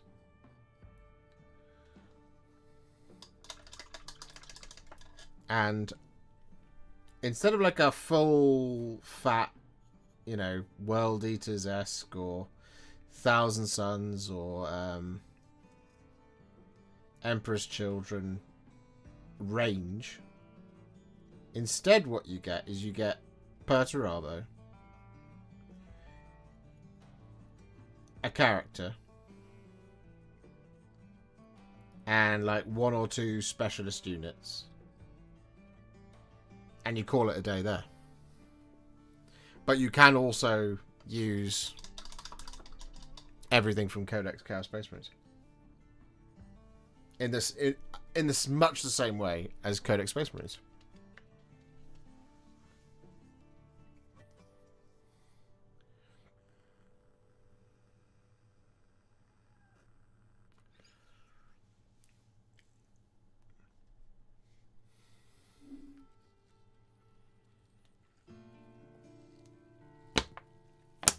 Same treatment for non-god aligned Chaos Legions. Yeah. Yeah, but this is how you justify. This is the thing, right? It's like you can bring back.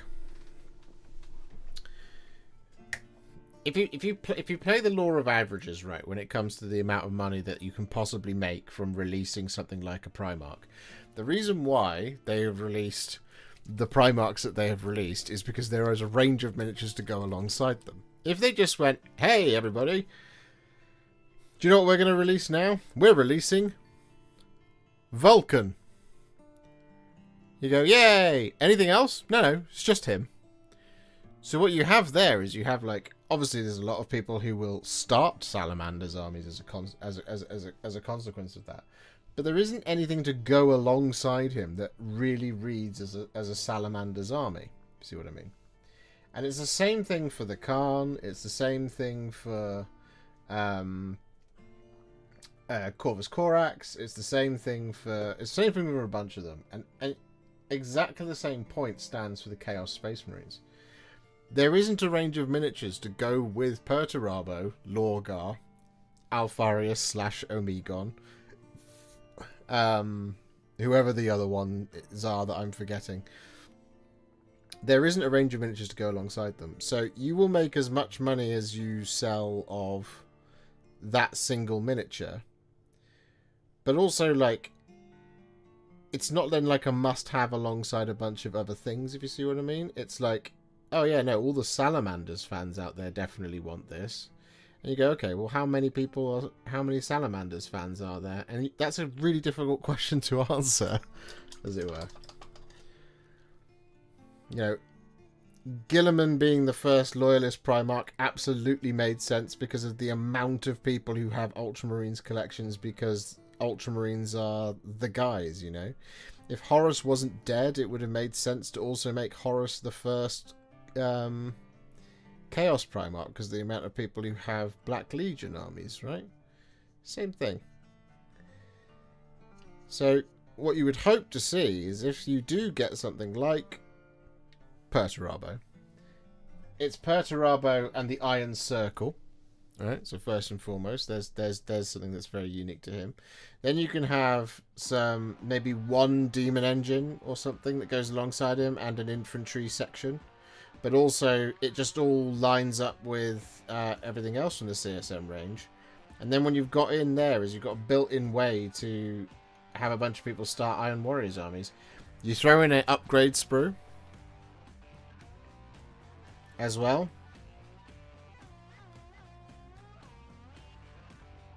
That works across all of it.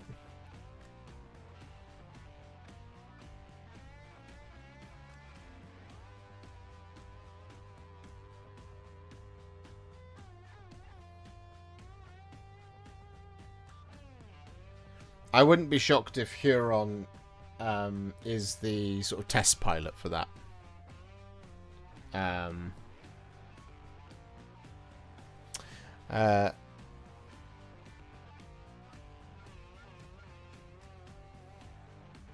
like Red Corsairs.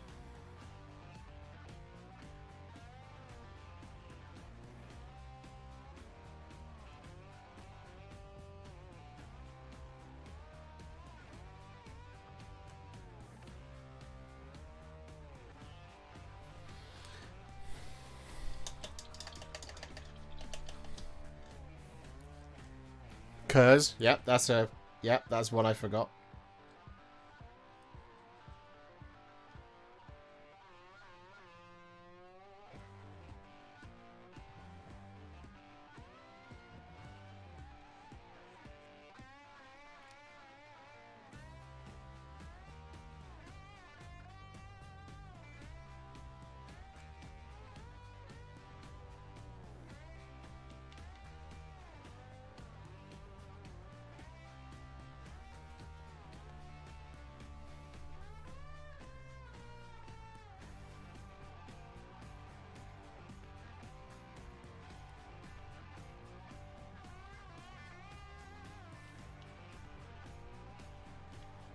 Curse is dead though, isn't he? He was killed afterwards. After the heresy.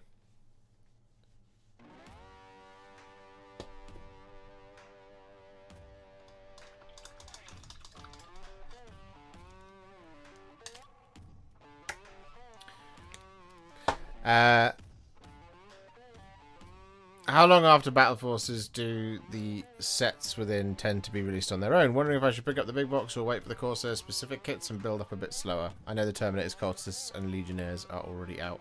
I think it's usually typically should be within 3 months. Is usually what it's supposed to be. Sometimes it's a lot quicker though. You never know. Like, Gelgus Pust and the Darkwater stuff all came out a month later, as it were.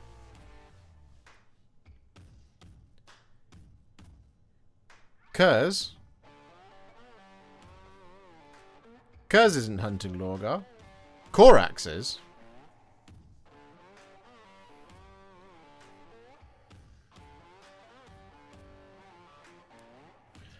I feel a bit dim asking, but you often talk about upgrade sprues. What is an upgrade sprue?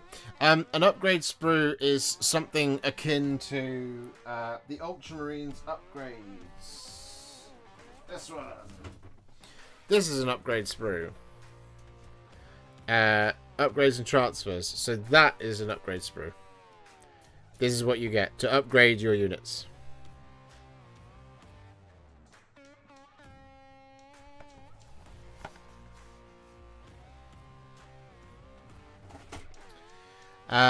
Would you allow them to fight alongside other special characters like Abaddon plus Perturabo in the same army, or go for full separation of legions? I think you just manage it the same way. You manage it the same way that Codex Space Marines is managed.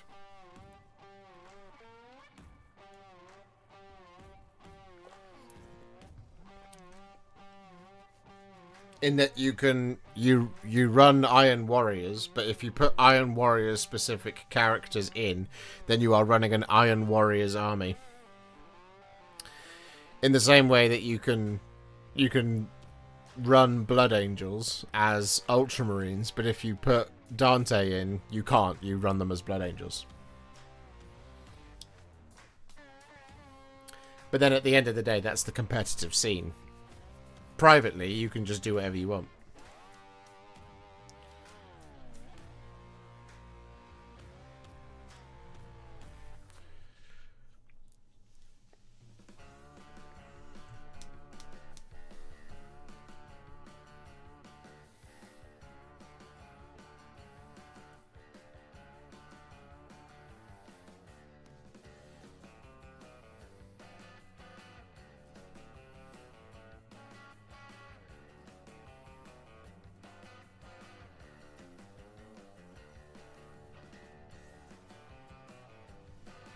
There we go. Anyway, as predicted, it took us 2 hours to do that, but this is where we're at with the... This is now what they look like.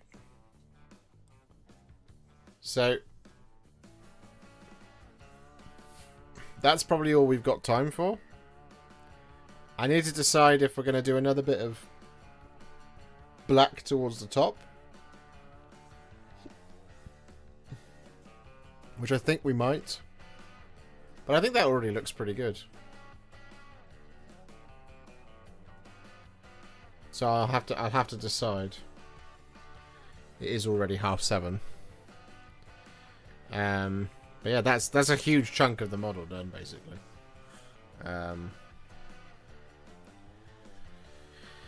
So yeah, Griff Charger Grey, followed by Pterodon Turquoise, followed by Black Templar, and then maybe a little touch of extra Black Templar, or just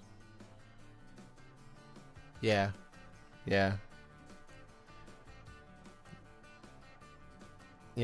I think maybe just another little touch of Black Templar towards the top of it, so it goes from black through to that blue, sort of greeny teal, and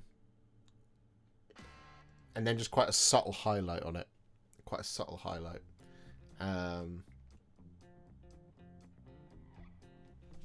maybe something as subtle as like Dark Reaper. Yeah. But yeah, I like the finish. I like that. I like how that looks. So next Monday, no, I'm gonna try and get them done. Try and get them done this week. I know I said that last week, but last week then other stuff came up and 29 already this year. Wow. Yeah. Hopefully we will reach 34 tonight, possibly tomorrow, and then 37 with these, then 42 with the other 5 rot swords, then 47 with the 5 Black Templar Black Kings, and then another 10 for Pestigors. And I've got 5 Stern Guard that I've been doing 20 minutes a day on, that we finally got to fully battle ready after 19 days. Which is, what's that? That's 380 minutes. Which is 6 hours and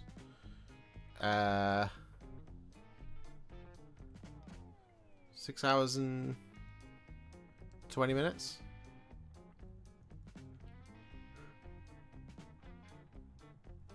So far, but they are battle ready now.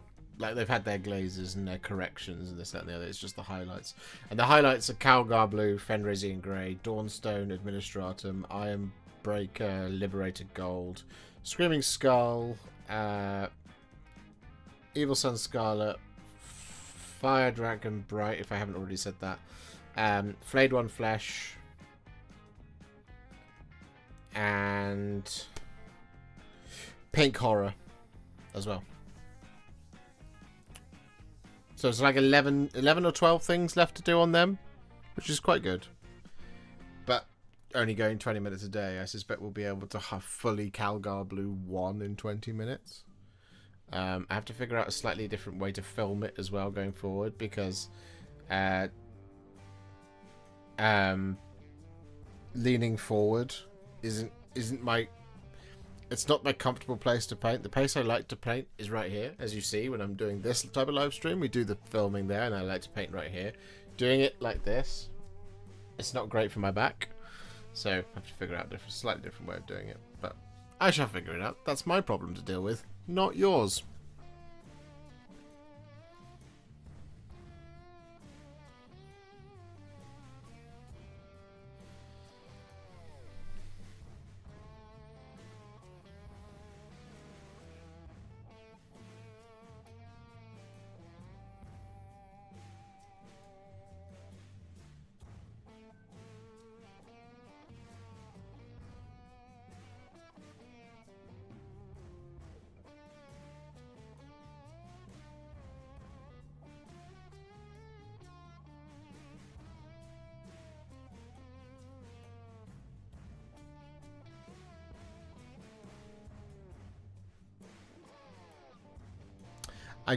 By the way, I don't like the new iTunes.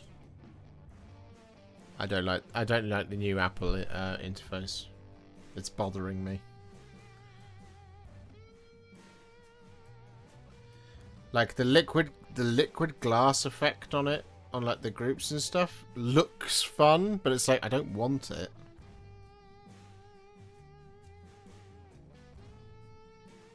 I'll get used to it, but I don't love it.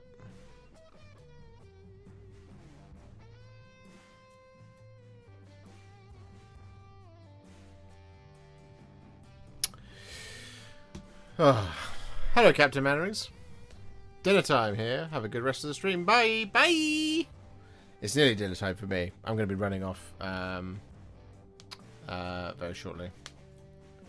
I'm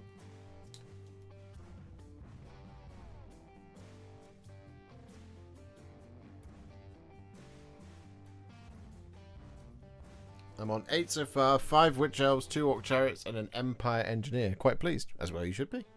It's good work. It's good work. Just doing any painting. Any painting is always good.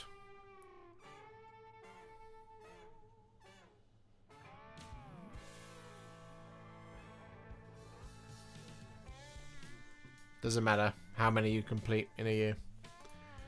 It does for me because it directly correlates how many videos we released. But shouldn't matter at all otherwise. Right.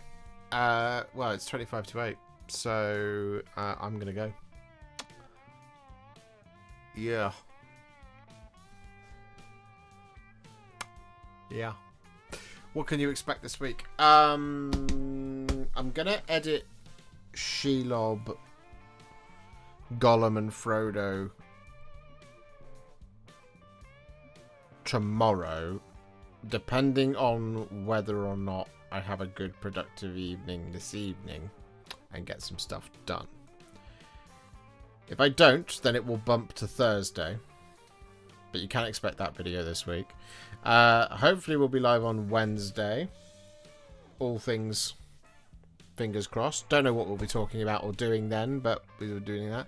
And then we're also going to try and get our first airbrushing coats done this week.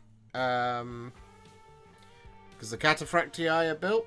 It's just, I need to go and find a piece of paper to put down that isn't this one, because I don't want to cover it in yellow. You know, don't want to do that, because that would be lame. Because they'll just be there forever. So yeah, it's all that kind of stuff. But yeah, there's a bunch of stuff coming your way this week. So Shelob, possibly tomorrow, more likely Thursday. Can't tell you what's on Saturday. Frodo equals Wraithbone base plus Agrax and battle ready. I can't remember what I did, but no, it wasn't that. Pretty certain it was Grey Seer. And I think it was Athonian Camo Shade and Agrax at the same time. There's a bit of green to it, but I can't remember. You'll find out. It's in the video. Was not on earlier, been pumping water out of a cellar. Well, that's a horrid Monday for you, Captain Mannerings. And that's more important than being here for the stream. Don't worry about it. Never apologise. So yeah, that's what we're doing this week. And then yeah, there's a whole bunch of content next week as well. I can't tell you about any of that. So I will see you all on Wednesday maybe. So have a good one. Bye.